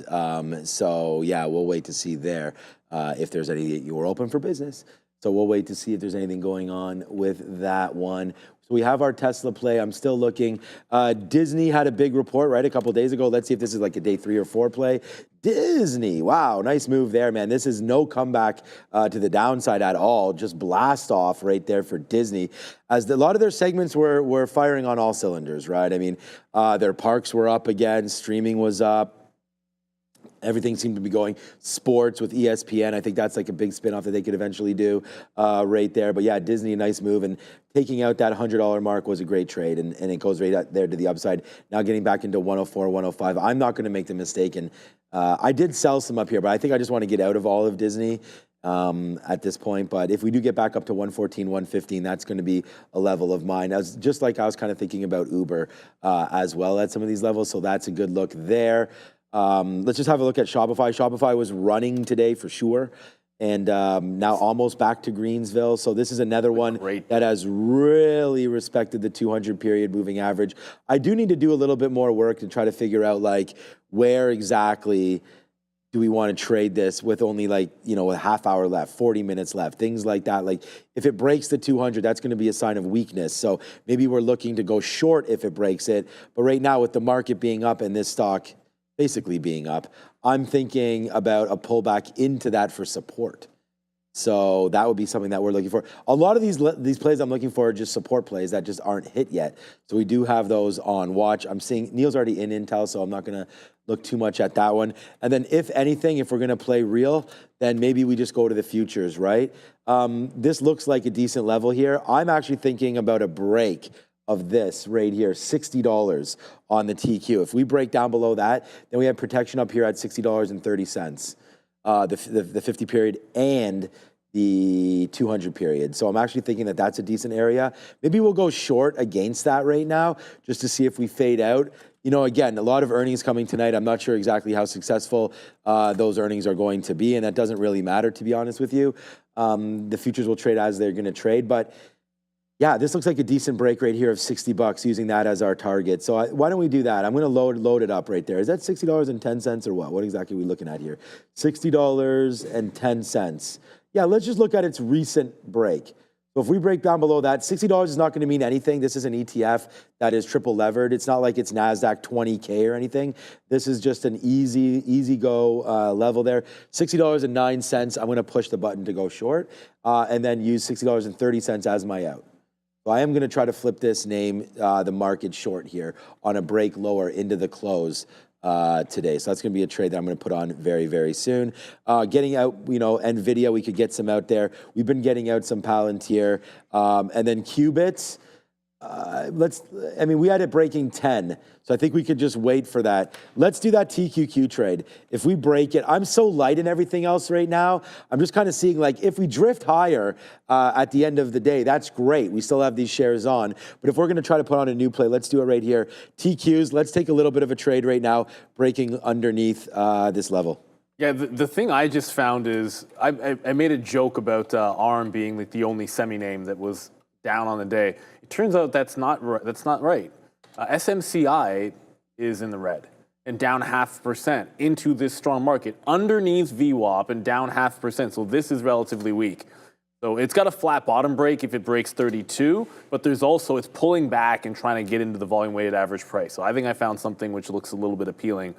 Clearly relatively weak on the session. It gets back into the volume weighted average price. I'm going to go short. And then higher time frame look for, wait a minute, do we have locates on it? Do we have to pay for shorts? Yeah, we do. I have to go pay for shorts on S&P. Well, I knew that. They haven't been free in a while. On a higher time frame look, it's also underneath some resistance at 34, but yeah, I'm going to try to short this one back into the volume weighted average price. Here at Real Trading, we generally, I'd say 99% of all symbols in the US markets are going to be free, and I promise you SMCI, it's probably like 1/4 of 1 cent per share to get locates on. It's actually less than that. It's, wow. It's 2 cents for 100 shares? For what, SMCI? Yeah, SMCI is going to be as cheap as it can go. I don't think I've ever seen it that, like, yeah, it's as small as you could possibly be for locates. So yeah, we do have to pay, so I'm just going to process that now. If we get into the volume weighted average price, I should now be able to throw offers. And just to show you in real time, like that's how fast it was. And now I can throw offers out on SMCI. So that took, what, 15 seconds? And I'm old man hands. You could probably do it faster than me if you're at Real Trading. I'd love it to get into the volume-weighted average price. It's not really happening yet. I am taking a break, and I'm adding to WW if it breaks 46, but that hasn't happened. And if, as I said, if it comes out of buy and balance at 350, then I'm just getting out of this. They're supposed to be getting deleted today. Not that there'd be any indexes or anything, but they're going Chapter 11. All right. Yeah, so out some more Palantir, out some more NVIDIA. I am also, just to talk, okay, go then. I just want to show you that the TQQs, we actually take the other way. It actually comes up into this level right now. So we're now short at the high. And this is the danger. you know, about taking these trades when they come back in here. Because like if you would have punched short, we almost did. I mean, we were talking about it. Now I'm just going to give this trade just a little bit of room because we just got a decent, wow, okay. So this is I'm not really trading. I was going to say, let's give this to this high right here. But wow, okay, there has to be, I mean, something's going on. I'm glad we still have these other trades still on board there. There goes Palantir. I think we should try to get a piece out now of Palantir at 90. Let's just do that and sit there. And let's not panic here a little bit, but there obviously is something going on as the market right now is going back immediately to the upside. So we'll see about shorting a little bit of that. We're going to get out. I got to cancel my other stop on this name because we don't need that shortstop anymore. Shout out to whoever's playing shortstop. Not my daughter. She'll be probably first base or second base tonight, or maybe catcher. But there's a little bit of a reload up there. So we're basically flat. We're short right now at $60.33. What's up, Adair?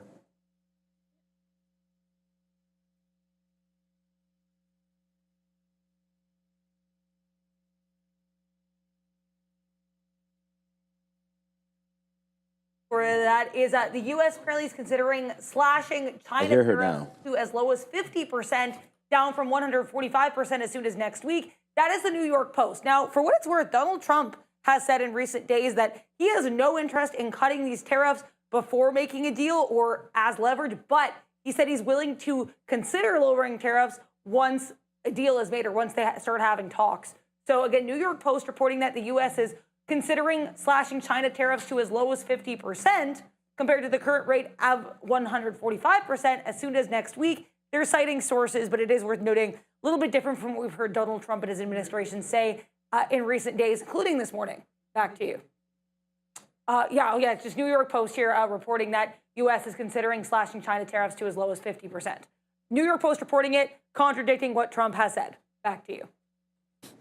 Well, anything factual would be, contradicting anything Trump has said. I mean, we already talked about the fact that, like, he already said that, there was already some meetings happening and all this kind of stuff. So, until the one thing that I think we can all agree on, until there's, like, pen to paper. Exactly. You're going to have, like, sort of this push and pull. But while that happened. This is dangerous to be in the future. While that happened, I was never adding to Intel, but it got to a break-even stop. It looks like it's breaking out. I hate seeing the gap in the chart. It irks my eyes. But this could be breaking out the highs on Intel. So I was long Intel most of the day, and then we shorted it to VWAP, but it's breaking back out upside. You're all definitely seeing some strength into this market, but it's the Chinese names that are flying. Well, that's not only the Chinese names, because I just saw NVIDIA break the high of the day as well. SMCI, we just gotten short going into the volume weighted average price, and Alibaba, go Baba, I never bought back into this. I still only have a third of my position. The stock that I thought was headed to 80 is headed to a break of the 50 period and maybe the 130 level.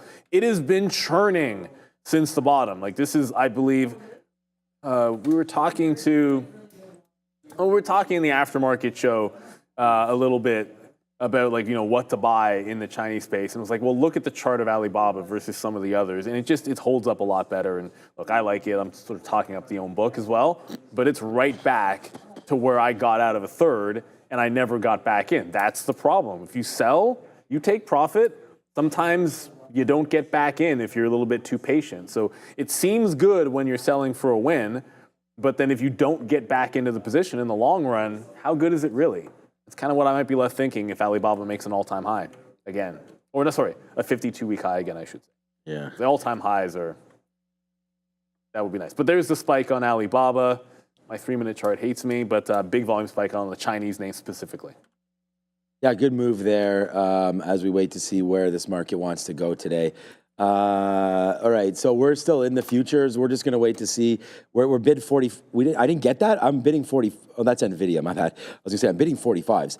All right, so just quickly, I want to show you some stocks. NVIDIA ripped to highs again. So we just sat there and got another fill at 118.40, so 45. So there it is again. Obviously, it's a little bit higher than where we got it right now. As that goes to the upside, our TQs does run the 60s. But then, once we get out immediately as our stop order was in there, that it's a good thing we didn't punch short there. And it's also a good thing that we talked about this trade before it actually came through. So let's wait to see if we can get a little bit back now. I mean, I think if this story was extremely We'd be flying fast. Right, so let's just wait to see. And again, that just said, like, if there's a deal made, then they'd talk about tariffs. So I don't really know what exactly that means, but, I mean, the market looks like it likes it. So it's fine. I mean, we're not making it. I mean, I might just... Let me get something out maybe at 51s there because this looks like it wants to go higher right now, the futures. I'm going to stop out at that high of 65. So if we break 10 cents away from this thing, it's only going to be an 8-cent hit, but I'm watching it right now. There it goes. So that's why I just decided to change. I just put it there. It's going to go. I just put a 51 there. It's fine. Like I am taking a hit on this, so I can obviously see where my net is right now.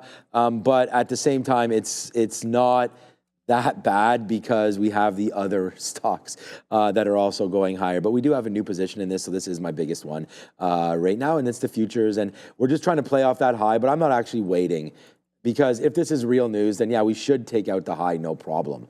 So it's like I might as well just tap out right now, 10 cents from here, and then just say, all right, we're out of there, not even wait for, I mean, it's not that much higher, it's 72s, but I mean, we could wait for it. The game has changed, right? I mean, when you're in a stock and something has changed, that's kind of when you want to get out of it. We were just sort of sitting here waiting for something to happen. And it looks like we might have got that something right there, which has sort of sparked the market a little bit here.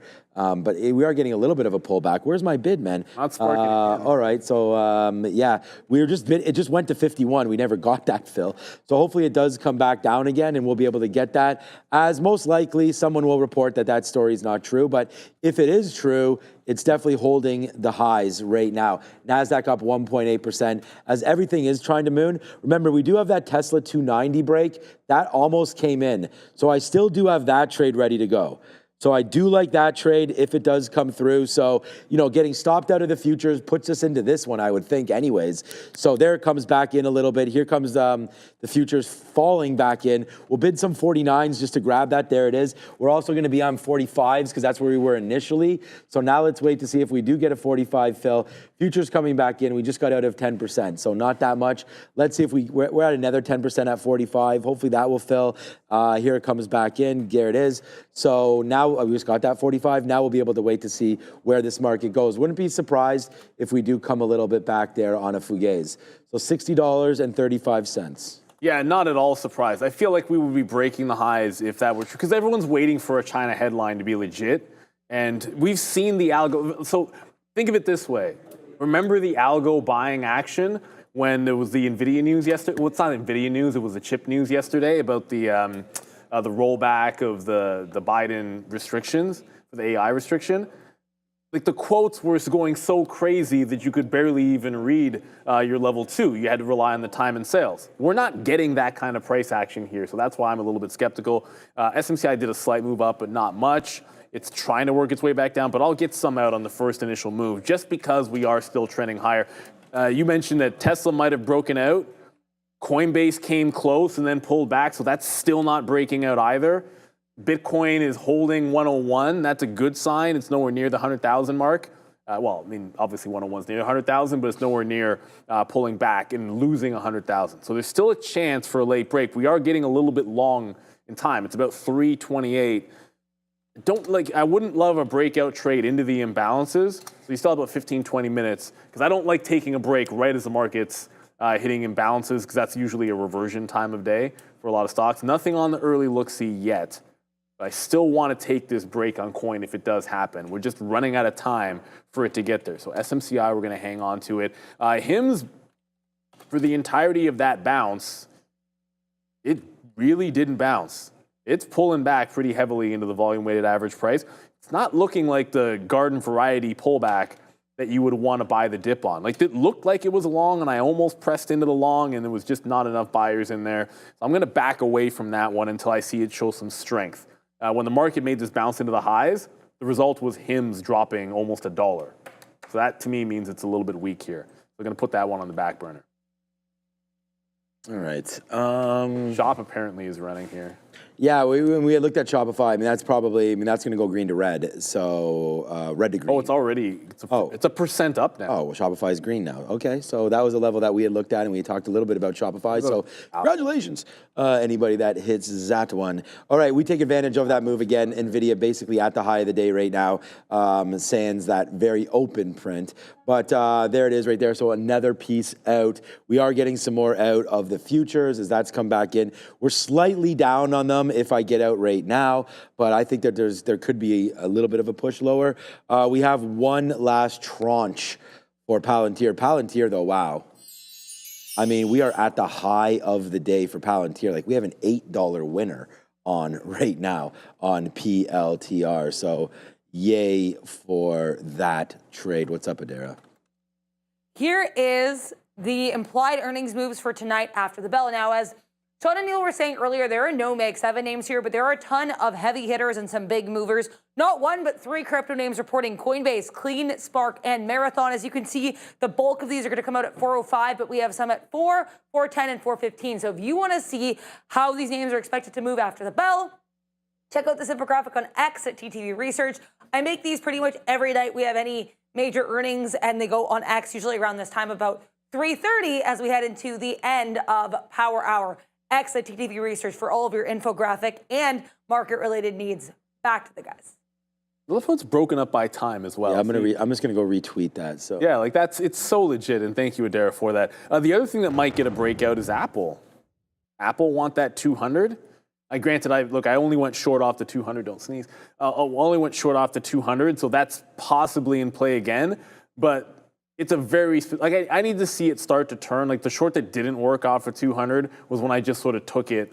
Oh, it got to 199.90 and backed off. Let's short it there, and then it just broke the high. That was very impatient. The better short was when it showed you the double top, broke the trend, and then did all this nonsense in here, and then pulled back into the volume-weighted average price. But it needs to do something along those lines, like fail the break like it did before. And I still think 201 is a bigger breakout on Apple.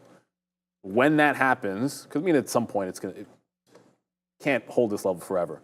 Multiple days in a row, it's been above 200, with the exception, actually even today by a couple of pennies. 201 break on Apple. Whether it's tomorrow, next week, China deal, whatever happens, I think that's going to be a big breakout trade for AAPL. I'm not saying the bottom's in on this stock. I'm still mildly concerned about them, but a temporary bottom, at least a pullback into the 50 period on that break would make sense to me.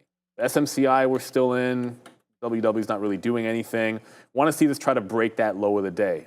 I'm not sure why SMCI would be relatively weak compared. I know their earnings were bad, but they literally told us the earnings were going to be crap, and it went down like 14% or something that day. So you felt like the worst would be in there, and then all this positivity that you're getting with regards to China, and this failed 33 again. So yeah, a little disappointing of a day, but it's under VWAP. That's why we're short. Adara? I am actually currently reading through this New York Post article that did give the market a little bit of a move. In case you missed it, basically, New York Post reported, citing sources close to the negotiations, that the Trump administration is considering lowering China's 145% tariff here to about 50 to 54%. Now, the more you read here, it does not sound like Donald Trump himself is behind this or a part of this. Apparently, U.S. officials are discussing a proposal to lower these rates, and apparently this 50 to 54% range came about from conversations that Trump and the administration had earlier this year with some CEOs from retailers, including the CEO of Walmart. So that's where these 50 to 54% comes from, according to the report. Furthermore, in addition to these lower rates that would reportedly be placed on China, there'd also be apparently lowered rates for neighboring South Asian countries of about 25% tariffs. Now, again, I want to clarify, what's happening here is they're describing that these rates would come in as negotiations happen or before negotiations happen. We know Donald Trump himself said today very clearly that he is only interested in taking these tariffs down potentially from 145% should there be talks and some kind of deal in place. So Donald Trump does not want to lower the rates as a negotiation factor. I think that's important to mention because he said so himself earlier today. But regardless, I wanted to read this report, give you guys a little bit more clarity on this New York Post tariff story. Back to you. Yeah, I mean, that's why we stay short right now. Watch out for QBTS, man. We are getting ready to get out of this one at the highs, 1080, man. If we can do that, then giddy up, man. We'll do that. I mean, a great trade there on QBTS as we look to get out. And also a great trade, hopefully, We'll wait. Going short on the futures there as, we sort of, I didn't want to call BS, but I mean, that story right there is just crazy. It's like, someone reports something. I mean, of course, part of the negotiations is going to be trying to cut some of these tariffs. So we'll just end the percentage points. So we'll just wait to see where it goes from here. Nothing's going to get announced anytime soon, I don't think, for China. And if it does, you're going to see the markets really starting to go ham. They could leak the possibility to bring them to the table, maybe. China ain't playing like that, man. Honestly, maybe, but they're not. They don't care about. It's the fact that he literally said like hours ago that he would not do that. That's what gets me. What a surprise! You know what I'm saying? Like, if there's one thing, like it may be outlandish, but if he says he's doing something, people are like, oh, it's crazy. Trump's not going to do that. Well, then he does it anyway. So, try to respect what gets said. You didn't even eat. You got to eat. Those have been so fire. The plums. Plums, yeah. But still no breakdown.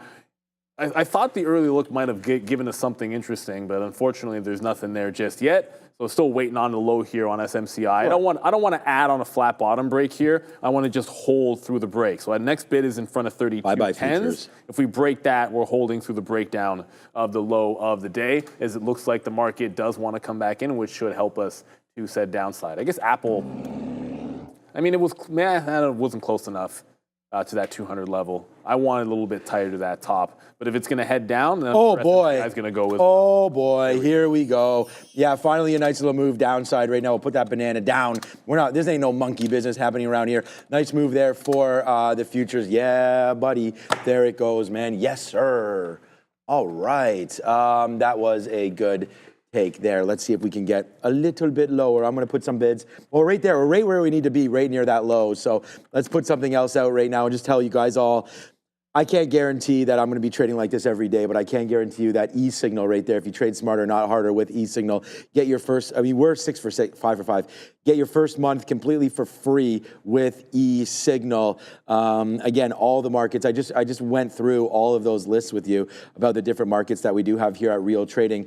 E-Signal completely entitleable, so you can get entitlements to any of those markets and trade them. There's people obviously here doing that. This is why I've been using E-Signal for 20 plus years, looking at different markets, looking at different opportunities. So I encourage everyone to try to sign up with E-Signal, first month for free. You're going to have to pay for whatever entitlements you get, but it's all the scanners. They connect to 50 plus brokers. I really like it. I've never used their connection to any other broker because I've only ever traded here with Real Trading. But again, from what we've heard, it's been great. And these tools, the scanners and all of that, that's what it is. Yeah, no, I've been here since 2002, so 23 years of trading and a lead trader here, obviously at Real Trading. I used to travel around the world, teaching people how to trade, and that's what sort of started this show, was, trying to help people out, get people to trade, talk strategies, so on and so forth. Then we partnered up with Neil here, just to give some more color to everything, because, me just talking about myself would be pretty boring for a while. Not literally. Yeah, exactly. So we partnered up there, and then he joined. That actually was a really good story. Joined on the show, and it's been ever since then. Now over 515,000 subscribers. You got to. Sean was in Paris on vacation. It was vacation, right? Yeah, something like that. Yeah, he was. I think it was Paris. Yeah, it was Paris. Yeah, it was Paris. Okay, I got it on right. Vacation. So Sean was in Paris, and the show was going to start. Well, it was an internal broadcast at first. It wasn't really a show, but anyways, it was going to start on Monday morning. And so the logistics of what was going to get shown was happening on the bridge, where I was the risk manager on the floor. So we had the producer was there, and we were just talking through. While Sean's not there, we were just talking through, like, what do you think of this? Because, like, if he's going to be showing this screen, I was just kind of giving my input.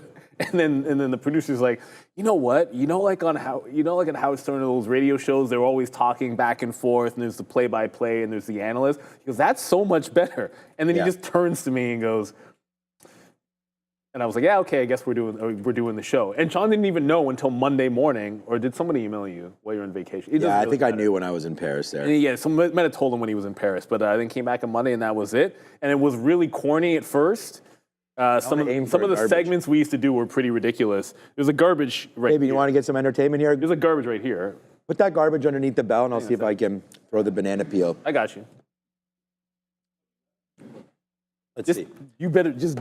Yo, what's up, Fabian? Let me duck out. What are you guys looking at over there? Let me duck first. David, who the heck is David Reischer? Look, he's the CFO of Lyft. okay. or CEO of Lyft. Okay, you ready, Fabian? Watch out, my guy. No. Watch out, Neil. No, I'm gonna. I don't know how this banana peel is gonna fly. Just Watch out, Fabian. Fabian, why are you right there? He's gonna hit you with it. Ramin's got to get something for socials here. Okay, ready for this? All right, here we go. 3, 2, 1. Oh, miss. I'll come pick it up. You have My to. bad. You have to. Yeah, you had to adjust for the. No, what doesn't? Damn, that was close. You saw it. It was like one of you picked those it up? Thanks. where it brushes the netting on the way back in. Oh, man, that was like a free throw. That was like a missed opportunity there. All right, well. Well, Fahad would have hit it. Oh, man. Yeah, Fahad would do anything. Okay, there it is right now. We are getting to the downside right now. Thank you, Mr. Donald Trump. I mean, the next time you have a fake announcement to make, please just keep on doing it because that was great right there. Or at least just send your minions out there to talk about it only so we can get short. So there it is, man. It's a banger of a trade right there to end the day on the futures. We are getting out of everything else. Oh, my gosh. Our QBTS also comes out. Wow. You guys might be like, yo, what's up with that trade? We were long off $8. It's right here on our sticky note. And I want to thank Adara and whoever was responsible for making the trade, not the trade. Hold on a second. I don't want to show you my whole email. What am I even doing? Right there. It's on the watch list today. That's what I was going to show you, but we had it on here. There it goes. I retweeted that. Thanks, Adara. That's a great graphic there. This is kind of cool. All these stocks with all of their implied moves and their symbols and everything like that right there. But there it is right there. QBTS, $8 long. So we took that. It was so nice. We had it twice, but the first time it was a failure. I know Neil had this as well, but did not get back in. We busted it through $8 again. So once that happened, I actually noticed it. Then we didn't play the break, but we did play that back in with that as our out. So we take it early. We get stopped out there. That's quick. Then we buy it back then. Than this. So nice move to the upside right there. Normally we get out a lot earlier, but that's about a 30% move or so there on QBTS. Palantir just continues to be the one for sure. NVIDIA, look at that. We're almost out of everything right now. And there it goes right here. The futures now downside. We've just been shorting this. This is this afternoon, man. Today's going to be, again, a very, very big day. And it's not like we all trade completely separately, right? So all the trades that we make are all independent decisions. So, for you guys, I think that's a good advice that we try to give to everybody. Try to understand what we're doing, and you can ask us if we're green or red or anything like that. But at the end of the day, whether or not I scalp this out, like right now, I only have a third left of this TQQ position. Why? Because of this. We got hit there on that crazy story. Then I was like, whatever, we'll see. And then it comes all the way back down. So now I'm going to try to cover at past resistance, or in this case, support. Right down there. So that's what I'm doing right now today. And if we can break that level, that's kind of what I'm waiting for now. But we only have minutes until the imbalances. And you've heard Neil and I talk often about these imbalances. How things can shift. And how things can shift. So, yeah, hopefully this breaks through $60. Actually, this is the break level that I wanted. So I'm going to put out another bid here at 03. Hopefully get that fill, which we just did. So there it is through 03. So, I mean, it's a big trade, right? So hopefully this will continue to go a little bit lower and we'll cash out even more here near the end of the day. But another good one here to close the day. So you'll see, like, in about 7 minutes, those imbalances are going to come through. There's an outside chance. Well, it's not an outside chance. There's a chance that WW is going to be on there. It did break that 46. It was a long time flat bottom break, but it's short sell restricted today. So that means you can hit the bid all you want. It doesn't mean that you have to get a fill. There literally wasn't an uptick when it broke that shelf. So if there's a sell imbalance, I'll probably get back into the short. Until then, it's going down into the yesterday's low or the afternight low, aftermarket low, pre-market low, morning low, all at 43. Taking some out at 45, 44, bids in front of 43. Down. But if it's a sell imbalance, I want to be adding to this one. Obviously, the market's going to be heading lower. I want to hold this through. The SMCI is trying to break that low of the day. I'm going to hold that through the imbalances with a break-even stop. So if it gets back into break-even, I'm jumping out of it. And thank goodness we didn't go long in HIMS. That was sometimes you got to pull the plug. Just because you want to buy the dip doesn't mean you have to buy the dip. And I was looking for it to make some kind of a bounce. It just didn't do it. It lost VWAP. It actually tanked another $1.30 on him. So that's going to have to wait. And clearly Coinbase's breakout will have to wait till post earnings, hopefully. If they miss, then maybe we're not taking that breakout for a while. You just absolutely never know. So hold on to these shorts for about 5 minutes or so. And BKS Fly says ETH is still moving up. Really? Because Bitcoin's not doing a darn thing. And Keep Bitcoin going, is, ETH is continuing to rise. You know what? It's a big trend break here. A really big trend break. It could easily get back. Sorry, these are not Ethereum prices because this is like the ETF. So I don't know the exact level that this would be if ETHE gets to 20. So my bad. But it could at least go another 15%. I can say that 17 to 20 is about a 15% move to another big level. So yeah, ETH is looking stronger than Bitcoin. I don't think that will last, but right now it's the thing. I think it's going to be a good opportunity to get more out of ETH. If you're trying to take profit on it. If you like to hold, then hold it. I'm not that much of a believer anymore. What's crazy is I only ever believed in Bitcoin. I basically got into ETH because our buddy was in it and kept talking me into it. I'm like, whatever, I'll put a little bit into it. That's never a reason to do something. Even if it works, because it did work. I mean, hopefully I can try to convince some of you to take some of these trades. Oh boy. What's up, Tia? What's up, everybody that's in the chat, man? This is just one of these days again, right here. So shout out to all, and to all a good night. What's up, Adara? We have comments coming through here from J.D. Vance, Vice President of the United States of America, and he's talking here about Elon Musk. We know that there's been a lot of talk as to whether or not Elon Musk will be stepping down from the Department of Government Efficiency. He's slated to stay until mid-2026. And Elon said recently during his earnings report for Tesla that he's going to be spending significantly less time at Doge. Now we have J.D. Vance saying that apparently Elon Musk is not going to be stepping away from Doge or stepping down from Doge because there's more ways to be found. So it sounds like, according to J.D. Vance, president of the U.S., Elon Musk is not likely to step down from his government role, at least entirely or in any large capacity. Back to you. Not necessarily the best news, but...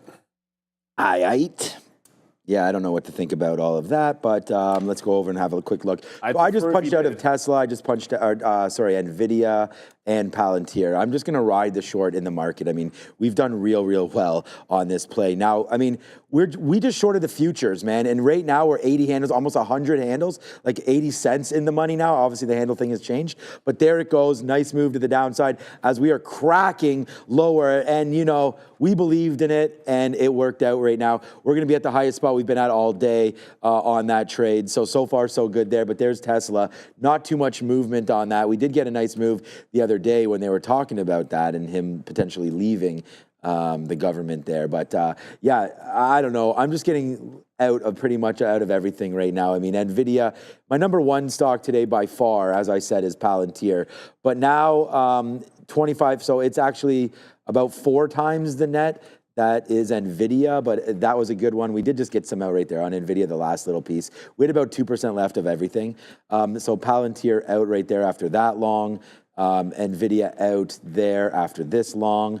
And Tesla, QBTS probably, I mean, to have the low and the high of the day on QBTS, pretty lucky there. So we won't worry too much about it with only 2 minutes, though, until the imbalances. I actually restarted that computer over there, so I got to go see if it's all good. But yeah, right now, just the futures. And just so you guys know, 12% left on the futures because it came into our levels, right? I mean, why not put money in your pocket? I already told you about what these kids are costing me.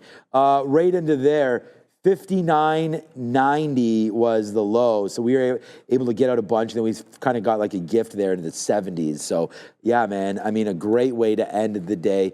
I'm going to go over and just double check over there. But yeah, this is this has been quite the afternoon. I'll be back just before the imbalances. Yeah, make sure you get ready because it's actually more earnings than I realized are happening in about 12 minutes. One of the big ones is going to be Affirm. I actually wanted to mention something about Affirm. We'll do so after the imbalances on the other side of it.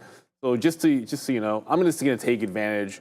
At the end of the day, like if you're short 47 with a stop at 48 and it goes to 43, that's a 3-to-1. So whether it's a sell imbalance or not, I just made sure that I took the profit. I held on to 10%. If it comes my way, we'll get a little bit more. But I was unable to add to this on that break of the trade. And that's sometimes how it is. If it's SSR, short sell restricted, sometimes you have to get it on the way up, and that's the only chance you can get into the short. There was one other chance, but I was already into that thing. We're talking about it in the afternoon. And I'm going to hold SMCI. If it breaks a low on an imbalance, great. I doubt it has an imbalance, but other chip names could have imbalances. NVIDIA particularly usually has a pretty big one. We'll see what happens with that. In about 10 seconds or so, we'll get the net order imbalances. On an up day, a lot of times they can end up being sell imbalances just as people take profit. So first things first, I don't see anything big yet. Just a bunch of small names. NVIDIA is there. 1 million. It's a sell. 1 million to the sell side. Apple's a sell. Only 1 million shares. Amazon 900,000. Intel's a buy for some reason at 950K. Alphabet's a sell of 800,000. So small sell imbalances. Nothing crazy overwhelming there. So yeah, they're not huge, but it's going to cause a spike down anyways. The future just made another low. I think NVIDIA did have on that 1 million. It did make a pretty decent move to the downside and continues to flush. So it does look pretty good to said downside. I see WW as a buy, which means punch out. Small buy. I was anticipating sell, so it comes out a buy. That's why we took out 90%. Had it come out a sell, maybe I add to it, but we're taking one shot at it. If it comes out a big sell on a delete, then I'm going to jump out. But if it doesn't work for you, just because it's in the money, it's a buy imbalance. So why would I hold on to that short trade? Let's go to the desk. Adara has another update. I don't have any news, but I do want to remind you guys we have tons of earnings coming after the bell. Join Sean and myself on the market recap show to get all of that.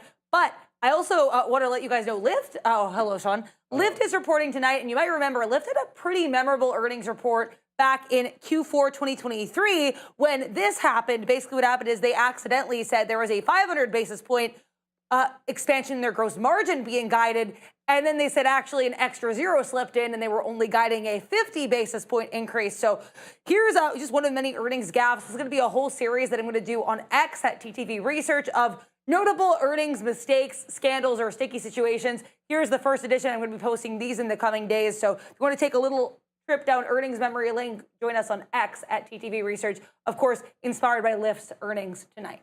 Back to you.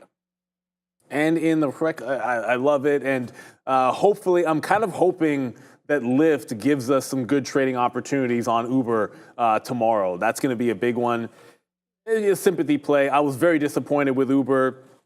To be frank with you, I thought it was a little bit stronger than it was. I'm just glad I didn't make any trades on it because obviously it ended up a lot weaker than before. A potential squeeze name. I love what's happening on the chart of Affirm. I love when you have a stock breaking out, and this is nothing against anybody that went short on the death cross, but this is the 50 crossing the 200 period. That's known as the death cross, and the immediate reaction is the stock is breaking out. So there are people who short this move, and I'm not one of them. I've said it before. I'm not a huge believer in it. That said, there's your death cross, there's your breakout, and now you've got earnings. So I do like this one. If they miss, clearly it could be a bit of a bad thing, but so far, so good for Affirm. We'll see after the bell, I believe at 4:10. They're one of the bigger expected moves. Oh, boy. I mean, here we go. Often imitated, never duplicated, man. It's Trader TV Live. I mean, who next, as a famous boxer once said. Nice move to the downside right here. Undisputed heavyweight We're back. of the world. Yeah, exactly. We're back. What? Who next? We're back. We're flushing down. We are starting to get into the gates of hell. Yeah, man. Come at me, Mike DeRider. No, he's saying nobody F's with Trader TV Live. We really, really respect that, man. And there it is, man. Have a glass of water on me. There it goes, man. Nice downside move. All right. I mean, that's for real, right? This is real. So there it goes, man. Nice move to the downside. Man, I should go over to the desk and fix my charts a little more often over there.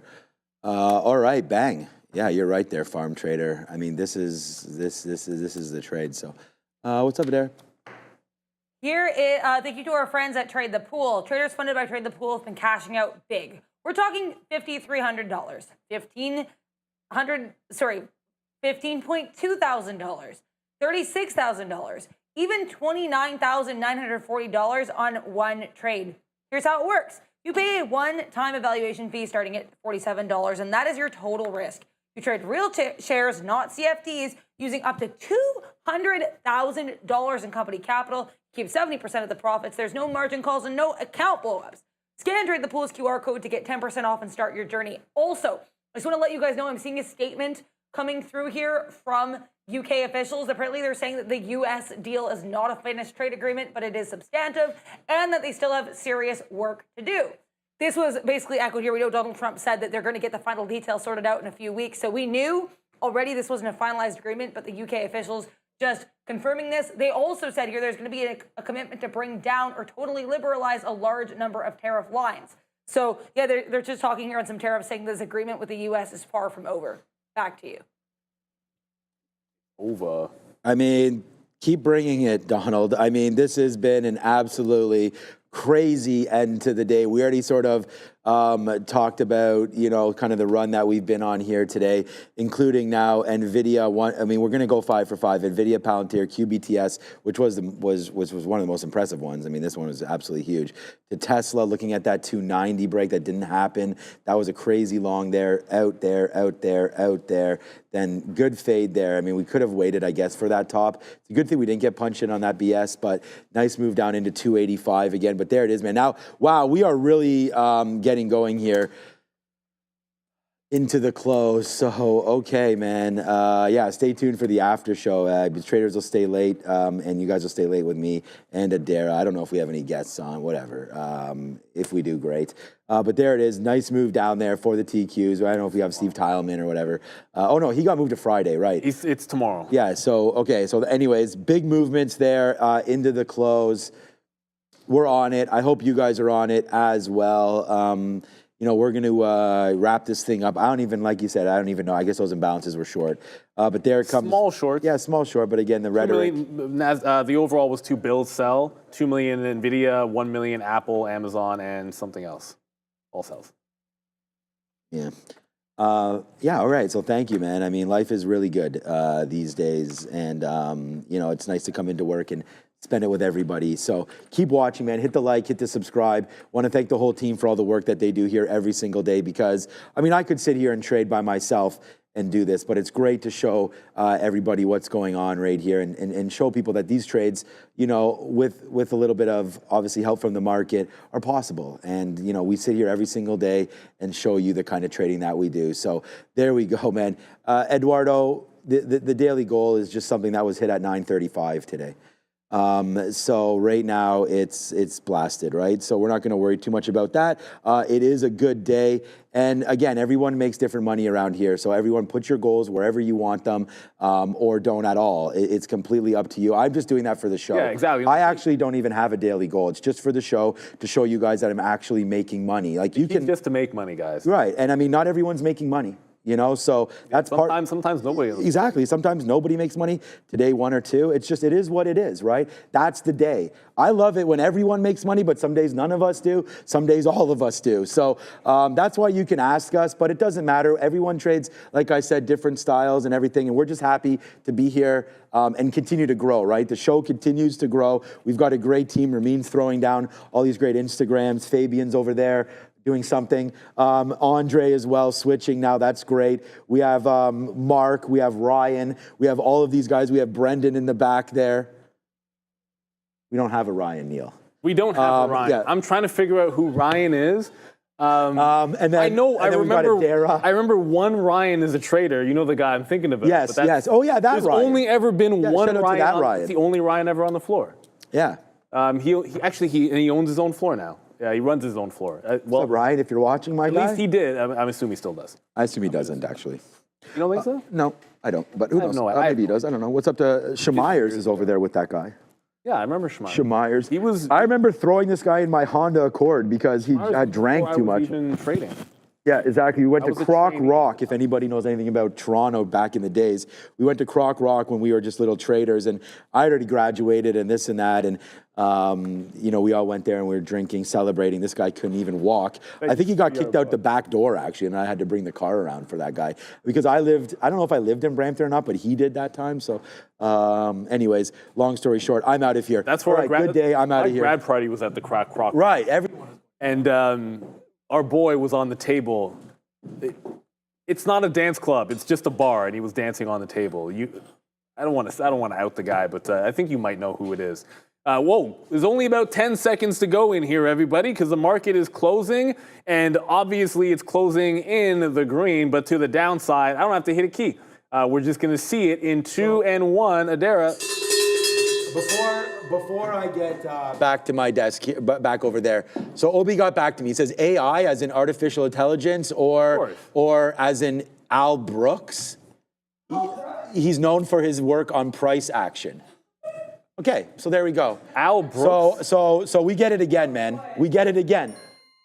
All right. Oh boy. All right. I'm going back over to the desk. We've man. been saying that about, but you know what? LeBron James will see you guys tomorrow, but I'll see you in a couple seconds. In pure trading fashion, like only Obi would be talking about Al Brooks, who is a technical analyst.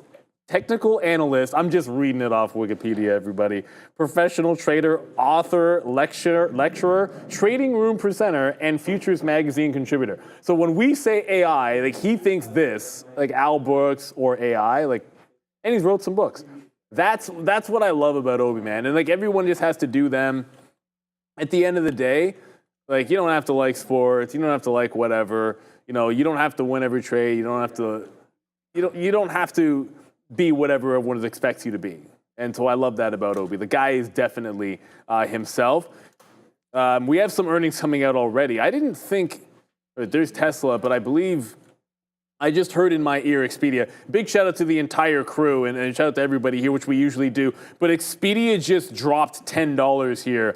So it looks like, yeah, it's trying to bounce there. $10 drop on Expedia. There are some dark pool prints coming off higher, but believe me, it legitimately dropped down into 161. So there are earnings coming into play already. It's a big, busy one. We're going to throw you to the aftermarket show. I just want to thank the midday guys. I want to thank Fabian and Ramin. I want to give a big shout out to all of our viewers. It's been an unbelievable run. News out the wazoo, and a host of earnings to get to today, guys. So let's go on over to the desk. Your market recap starts now.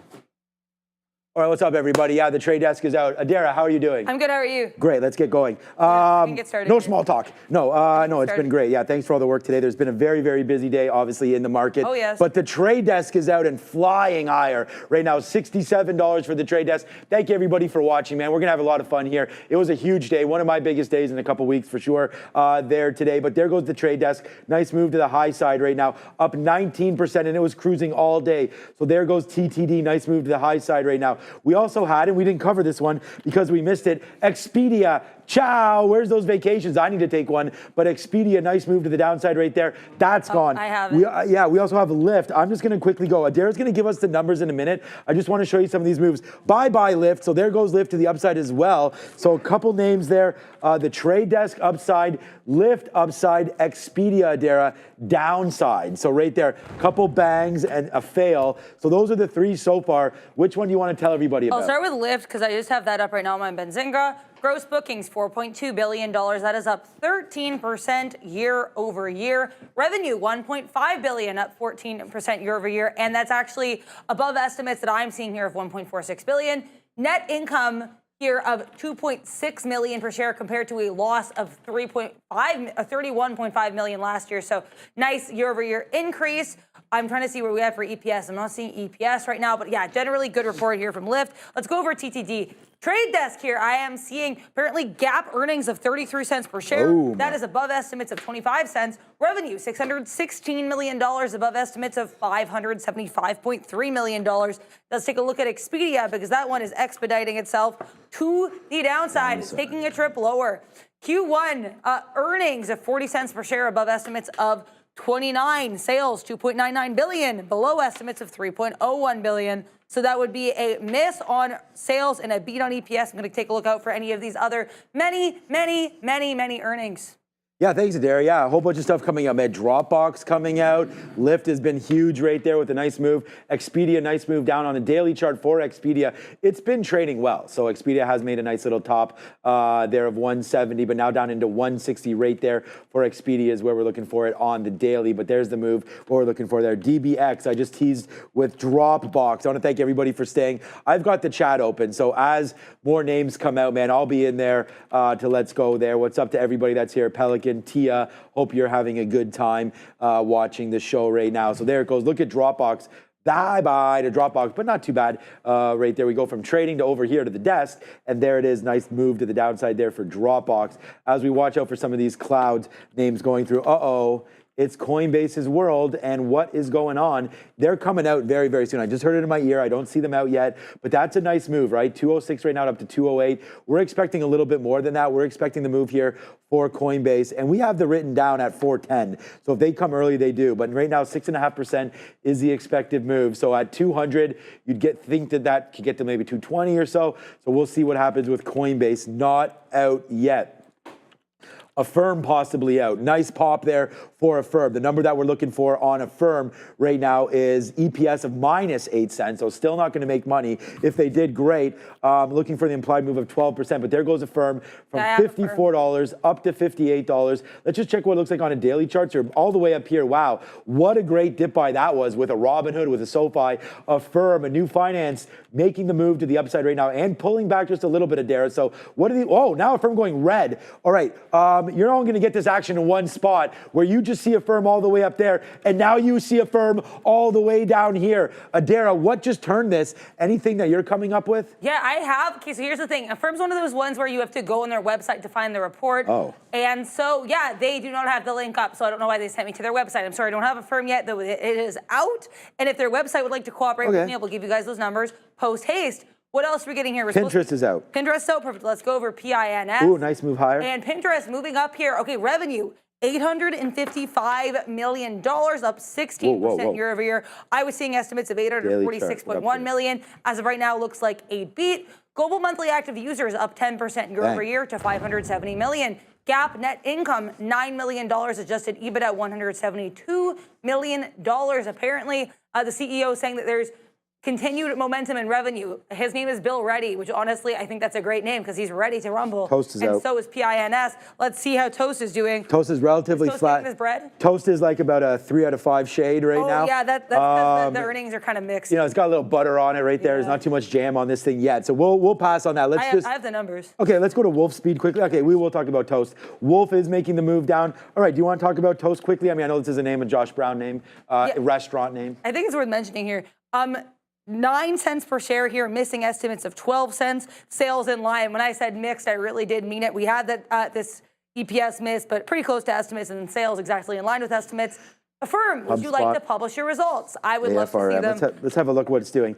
So Affirm still is going lower quite significantly right now, down more than 10% from its close, right? It closed at $55 and you're down through 50. Now you're up to 51. So what was a great day for Affirm today? Affirm was up 7 or 8% during the day, but giving it back right now is Affirm and turning red. So we're still waiting. Trust me, I mean, Adair's the best at this. So if she finds it, she's scouring right now. Well, it's out. It's just like it's out, but we don't have website. Right. So right now, HubSpot, a CRM name, downside right there. So now HubSpot, we're printing 6 bills on HubSpot. Is that what I just saw there? No, sorry, 640. So not that bad to the downside. Okay, just 1 second. 640 right there, right into here. So HubSpot, not really going too much. Is that Affirm that you're talking about, Dara? Yeah. Okay, so this is what Affirm has been really nice, man. A lot of these names have been great since the bottom, but we don't really care about that. Let's go find out what Affirm's talking about, because there's the move lower, down now 10%.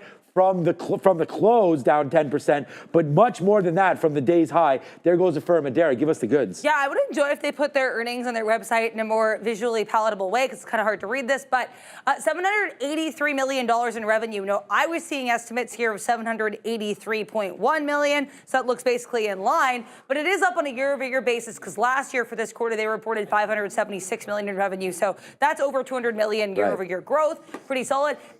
Transactions per active consumer up on a year-over-year basis. Active consumers up year-over-year. GMV up year-over-year. So there is some growth here. I think that's worth noting. for sure. But again, I don't have the EPS yet because the way they report their earnings is kind of weird. Let's see what going else. lower. People were asking here about CLSK. I'm going to take a look for CLSK here, Right. see what's happening with CleanSpark. I am seeing CleanSpark earnings. There we go. There's that one time they, at the last minute, canceled them. So quarterly revenue, $181.7 million. We were looking for estimates that I'm seeing of 191. So again, sometimes the estimates I'm seeing are not the ones the street goes with, but it is worth noting here they did increase on a year-over-year basis. Net losses, 49 cents per share compared to net income of 59 cents per share last year. That is not great here for CleanSpark, so they're getting a little bit cleaned up here. Lower, people asking about Coin. Coin was not set to be released yet. They're coming in at 410. Other people asking about Net, another one that I'm expecting at 415. But what about Mara? Mara I'm expecting at 405. Oh, and Mara is out. They came out right even at 405, and it's another one I have to go in their link, so I'm going to deal with their website right now. If flat. You don't mind. Okay, go get their numbers. What we're looking for is an EPS of -4 cents on Mara. Let's see a profit, but it doesn't look like it. This is a 2-minute chart. I actually zoomed out. I mean, the big one I think for what? MNST just reported Monster Beverage. I was like, if MSTR is hitting this, then we have to watch out for that. But I wanted to just zoom out. I went to a 60-minute chart just to show you guys on Affirm. Like all you are is pushing right back into the first of the month. It's the first of the month, Bone Thugs? Yeah. Yeah, that's easy. You're not Obi. I got that. Right down there. $46. So there it is, man. You're getting back into this level. So Affirm just giving back the last week of trade right now. But it is a bad number. Like if you were hoping that this was going to go high side, it is not. So there goes Affirm right down to the downside. We didn't really cover Wolf Speed, but I do see someone in the chat there saying Wolf. What's up, Sarb? Yeah, Wolf down, then right back up. Not doing a whole heck of a lot. I do want to show you though that I am scouring, and so Soundhound is now up as well. So SOUN. We are looking. SOUN. We're doing this all live. By the way, like we're typing this in ourselves, no producer in our ear, no nothing doing anything. And that's why I wanted to show you that I'm just scouring this. Like I'm looking at the chat, I'm looking at the Benzinga Pro. We're giving you as many information for these reports. Like there's pins right there. I saw Soundhound. So we just flipping it over, right? So if we miss a couple names, give us a little bit of a second there. But Soundhound now down to $9 and change. Not great. Again, losing a little bit on that. We were up to 10, back into 9. That's about a 10% down play there, but we'll wait to see what's going on. What do you, sorry, Dick Tracy there. I say Wolf's not doing a lot. Well, it's right here at 417. So, I mean, it was closing in around 444. It was doing something and it was down here. But right now, still down that 10%. So you're right. Wolf Speed is down a little bit. Just doesn't look dramatic. That's for sure. Which numbers do you want to go with? I'll go with Mara, but I want to go with Wolf too, because we actually did a super chat for Wolf go ahead. from our friend Nimrod with just a lot of Wolf emojis. Thank you for that 6 shekel super chat. Mara, missing EPS, as I mentioned here. So 1.55. So they're losing $1.55 per share versus estimates of 4 cents per share. Like CleanSpark, we were expecting profit. We got a loss per share. So CleanSpark and Mara are kind of twinning here. Sales, missing estimates, $213.88 million versus $221.64 million expected. Wolf, I did put Wolf Speed earnings in the chat. I'm going to go over them here too. That Mara number was a fun little thing. Yeah, they had a miss on both bases. They had unexpected loss per share.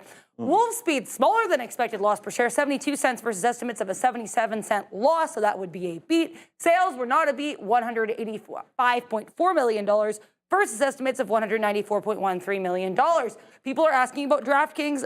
DraftKings is not supposed to come out until 4:15 Where's Coinbase? Net was supposed to come also. I don't have DraftKings yet. Net, do I have them? No, I do not. Coinbase is late, and they're still not here. But let's go over here Soundhound, because I know you mentioned Soundhound stock move. I can go over the numbers if people would like. Soundhound. Soundhound is getting crushed. They said this is record, apparently, first quarter revenue. It's up 151% year over year. They reported revenue of $29.1 million. And that revenue amount I have here is not correct, so I can't really see compared to estimates yet, like on my end anyway when I wrote the estimates. But $29.1 million is what they reported, up 151% year over year. GAAP gross margin 36.5%, non-GAAP gross margin 50.8%. GAAP earnings here 31 cents per share. Again, not always seeing how some of these compare to estimates, but kind of a mixed look here for SOUN. That 151% year over year record Q1 revenue, not a bad look, but I need to see how these compare to estimates because right now I can't tell.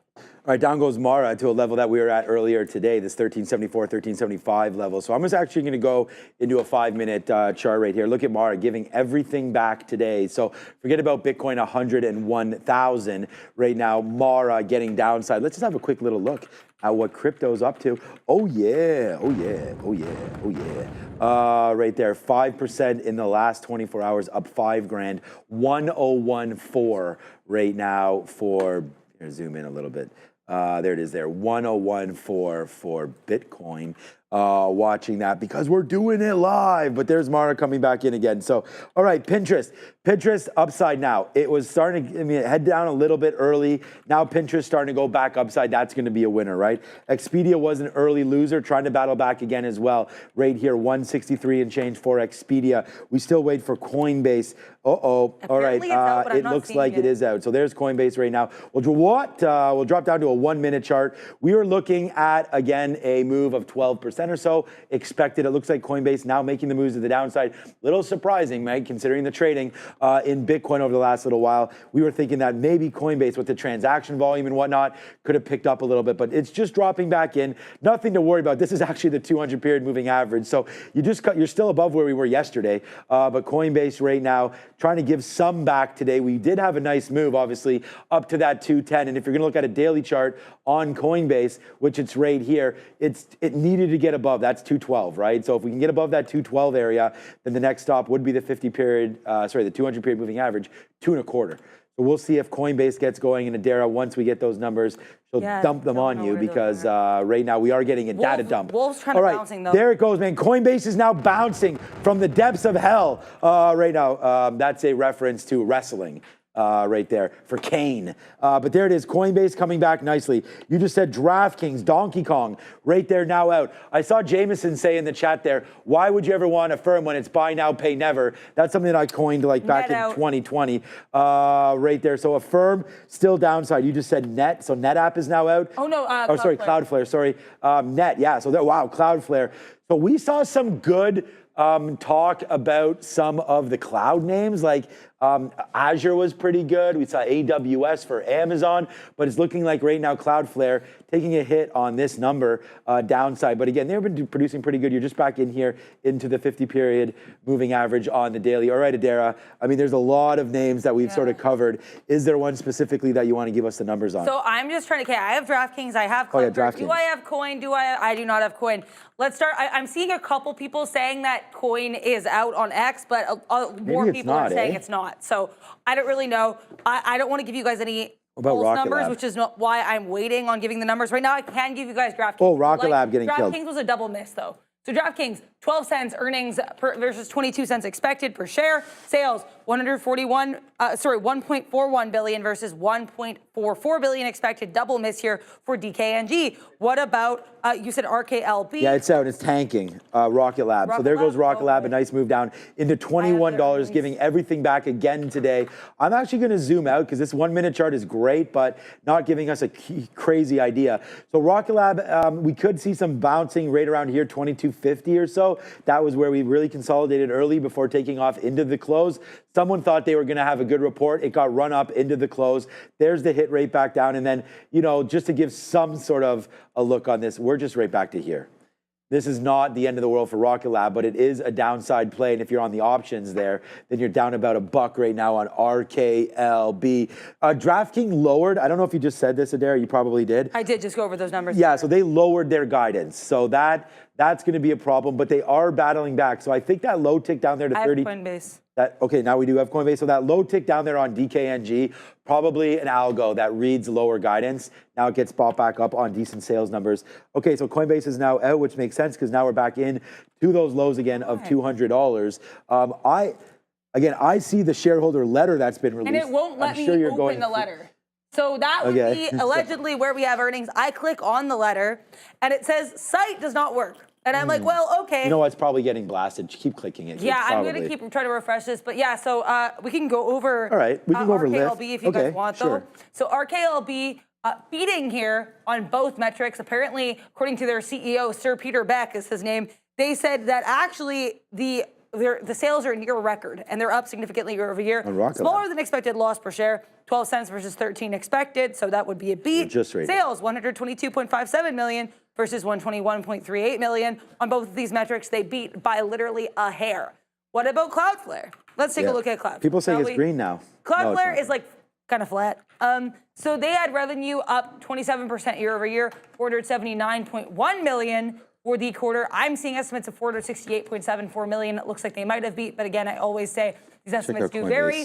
GAAP loss from operations here, $53.2 million. Looks like we were expecting profit per share, so we're gonna have to wait out and find what happens.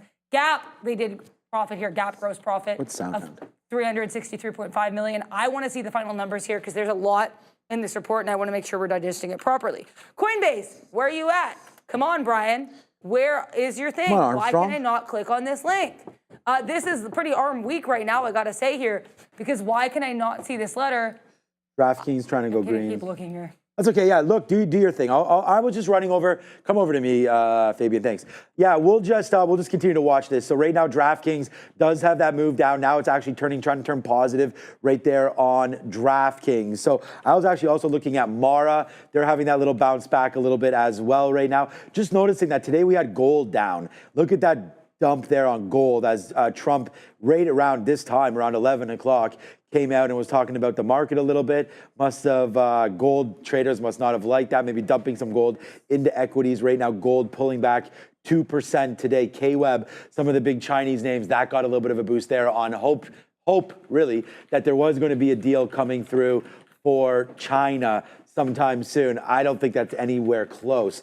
XLE today up 1.3%. But again, if you like energy, man, you got to like XLE trying to base out in there as well. US oil, I noticed, was up a little bit today. But again, if you like oil, you're at some crazy lows right now to try to pick something up. If there's going to be something about this world, and that is some sort of stability, then maybe oil gets back into play one more time. Okay, Adara now has official Coinbase earnings. So this could give us a little bit of a move. I'm going to go to a 1 minute chart as Adara's reading this so we can all have a look. It's very choppy here in the after hours, Adara, with Coinbase. Yeah, for the record, I'm still not seeing this on their official investor website. This is from a source that I trust on X, but they're still posting them here. 24 cents per share for earnings, and then revenue here of 2.09 billion, missing estimates of 2.12 billion. That is the deal with Coinbase. Also, some people on X I was seeing were not happy with CEO Brian Armstrong. They did not like the revenue results, so I don't know about that. But Affirm will go over again here because I know I earlier could not find their earnings per share. Smaller than expected loss here for Affirm.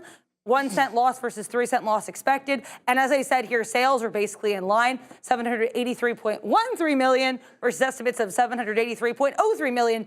Benzinga counts this as a beat. I would say this is basically in line with estimates. Right. But yeah, they did beat here on earnings per share. I also want to mention Howard Lutnick, our friend at the Commerce Secretary's office here, is talking tariffs because, of course. So basically, he is saying that as you get to bigger economies, there's going to be more work and it's going to take more time. But he thinks they'll get there for trade deals by July 8th. On which countries? 8th. I don't know. He hasn't said, but he thinks they're going to get there to some kind of trade deal of unspecified nature by July 8th. He thinks the baseline 10% tariff will stay. And if countries are in an open market, the best they're going to be able to do is 10%. But their goal for China is going to be de-escalating and bringing rates down. So I don't know. Here's Howard Lutnick. There are times where he'll say things and then Trump will say something that's exactly the opposite the next day. So I really want to keep that in mind. But regardless, Lutnick talking tariffs, I think it is worth noting here, guys. Yeah, I mean, I don't know where he gets July 8th from, but that's good. It's probably a Monday because you have July 4th and maybe the holiday, maybe Donald Trump. I have no idea. We'll be calling everybody like over the weekend. Like, guys, we really need this deal. Like, guys, again, make America great again. All right, so right there, bang for TTD. There goes the trade desk. I think this is the biggest winner and widely held name, right? I mean, market cap of over $30 billion for the trade desk. Apparently, July 8th is the end of the 90-day pause. Okay. Thank you guys in the chat for telling me that. Perfect. Appreciate that. That makes sense. All right, so yeah, that would be great. I mean, look, there is that 90-day pause still on, right? So hopefully there is some negotiations from now till then. We're already May, June, July. Actually, it's a little closer than I thought right there. But yeah, the trade desk continuing escalation here to the upside. What a beat up name, man. They gapped there on that miss. And Warren, of course, as we all worried about search and ad revenues and things like that. But the trade desk right now making that move higher into, I mean, maybe they sandbagged the last couple quarters, but it looks like this one will work out. And you know what else just happened?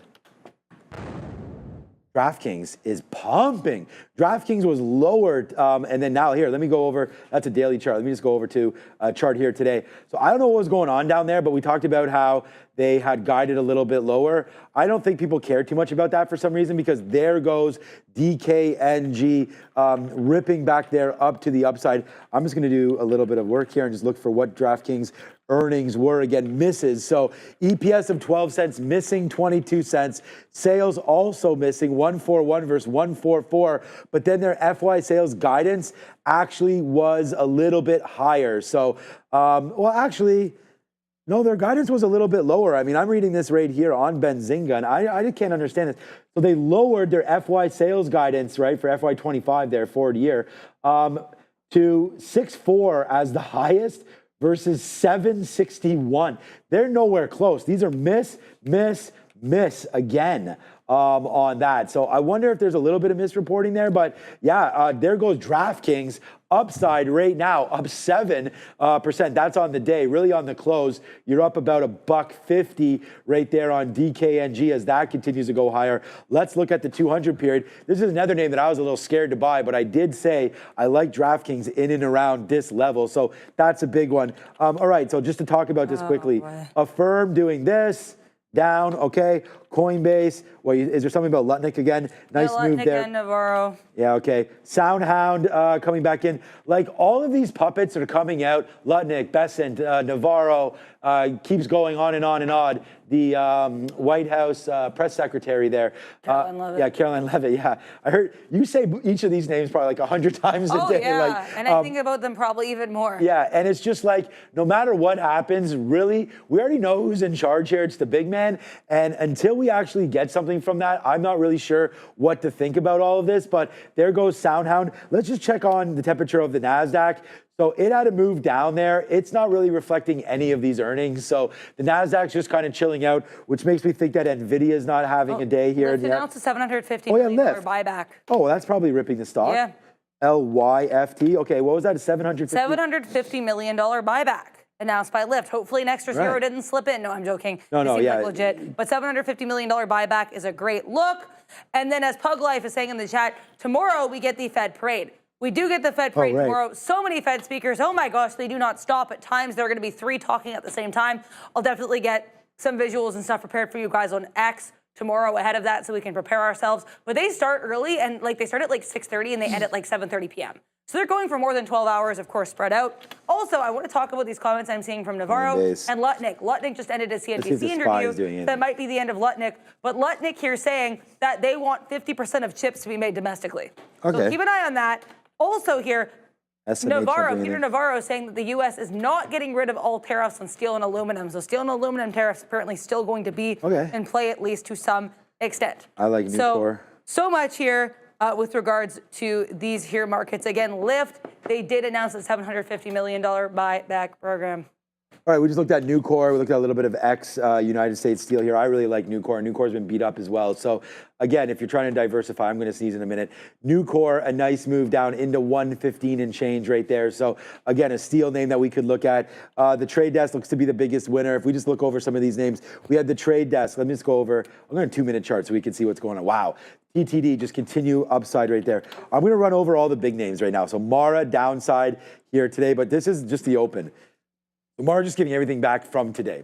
Fine, okay, probably up tomorrow. AFRM, we'll look at that right there. Downside, not sure this one will be up tomorrow, but we did see some nice moves today. We saw Shopify, by the way, today go like this on earnings. So yesterday when you had Neil and Adara doing the same show, this move pulled back down into $87 and it all looked pretty dead. And then it all of a sudden ripped back up. So I'm wondering if Affirm will have something very, very similar happen to it tomorrow. Wolf Speed that I said wasn't really doing anything. Then I was corrected. It was down about 10%. I mean, can we still say now it's not doing anything? It's down 20 cents right now, but I know it's only a $4 stock. So, okay.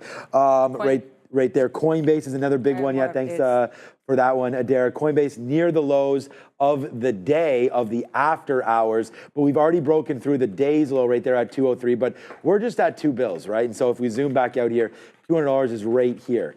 It's above where we were yesterday still. Okay, so Coinbase, Puff, puff, pass, it looks like on that one.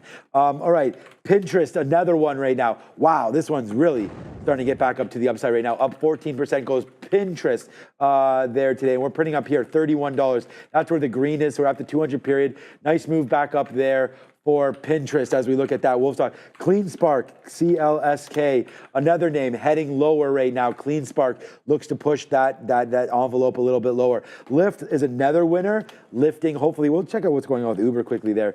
All right, not doing anything, but Uber actually gotten hit the last couple of days. I wonder what's up with that. I'm thinking about getting out double tops, triple tops on Uber as well. So that's downside. Toast. If anybody's going to any restaurants lately, it's that sort of automatic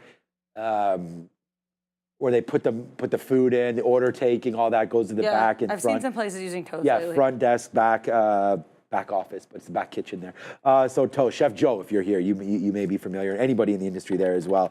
We already looked at a little bit of Coinbase. That's downside already. SoundHound. More about Coin. Yeah, okay, we can do Coin in a second. Sound going to the downside right there as well. DKNG, a surprise move higher as it looked like they missed everywhere, but DraftKings, nice move there as we get higher there. And then we're just going to wrap this up with 1 minute left in the show. I want to thank 4,500 of you for staying. No guests today, no problem. Nice move there for Cloudflare. Upside now, was down, now up. And the last one before I need to get out of here as well, it's Rocket Lab 2261. All right, give me some information on Coinbase. So Coinbase, I had read the earnings here off of X. The earnings that Bensing is going with are slightly different. So with Coinbase, always the EPS and adjusted EPS are going to be different. I had the EPS number previously. Here's the adjusted EPS, 194. That is missing estimates of 211 per share. Sales, 2.03 billion. I was initially saying 2.09 billion. But either way, they still missed estimates of 2.12 billion. So at that point, it's kind of a shrug. Either way, they have missed estimates. Coinbase is losing some coin right now to the downside. So that was Coinbase. I really wanted to go over that again. Thank you guys for being patient with us while we went through so many earnings reports today. It was a doozy, but we had fun. Yeah, it was an absolute great one. All right, there it is, man. We got to get out of here. Okay, because we talked about Toast, because we talked about a little bit of a restaurant. All right, let's just say you were going out today with a girlfriend or whoever was in town, maybe your sister or something like that, and you wanted to go out to a restaurant. All right, so this is what, not nationality, but what style of food would this be as we dab ourselves out, like Thai food or something? Seafood. Seafood, okay, we like that. And a seafood would be, what would be a dish? Oh, I like shrimp. I like my shrimp. Okay, we like the shrimp. Yeah. Oh, yeah, that's right. You have the Red Lobster story. You used to kill Red Lobster. I'm pretty sure my friend and I bankrupted Red Lobster because we took such advantage of the all-you-can-eat deal. They're not supposed to let you take things home, but we would basically over-order, hide the food, and then order. Yeah, we bankrupted the restaurant. Hey, man, nothing wrong with that. I like that kind of strategy. Get your money's worth, that's for sure. Yeah. Thank you, Adara. What a great show one more time that we just put on. I hope that you guys enjoyed it as well. I do want to thank everybody that was in the chat, and we'll do that right now with a quick little roll call because we do have to get out of here. We did forget to say shout out to Nimrod. Thank you so much again right there for 10 live memberships. So you guys will automatically grab those. We want to thank you so much. This man's been super chatting all day. So we want to thank you so much for that. Yeah, go Leafs. You're darn right about that one. I've got Dungeons and Dragons tonight, chess, and baseball. I'm not even going to hit my house until 10:30 tonight, so it should be a good one. But we love it, man. This kid life right there. What's up, Andrew? David Bryant is here. Alexander's here. Michael's here. TH, Bears vs. Bulls. Thank you so much. Pepper Potts again. Go Leafs. You're right about that one. The philanthropist Baker as well. Anybody catching your eye here? Never, always, ever. DDT Crypto FOMO. Just do it. Shout out to Nike. I don't know if you're long Nike, but shout out to you. Just do it. El Santo Padre. Chris, yummy Thai food. Shout out to another type of food there. YOLO Fire, Marcus Stevenson Johnson, and Bears vs. Bulls. Thank you to everything you do every single day. Support this community. Thank you to everybody who we named, everybody who we didn't name, and everyone who's just here watching and not even in the chat. Yeah, TKO delivering a knockout punch a little bit right now. Shout out to WWE and everybody else. All right, thanks, everybody. We're back here tomorrow at 8:30. Until then, we will see you then. Thank you, Derek. See you soon. Bye. Thank you.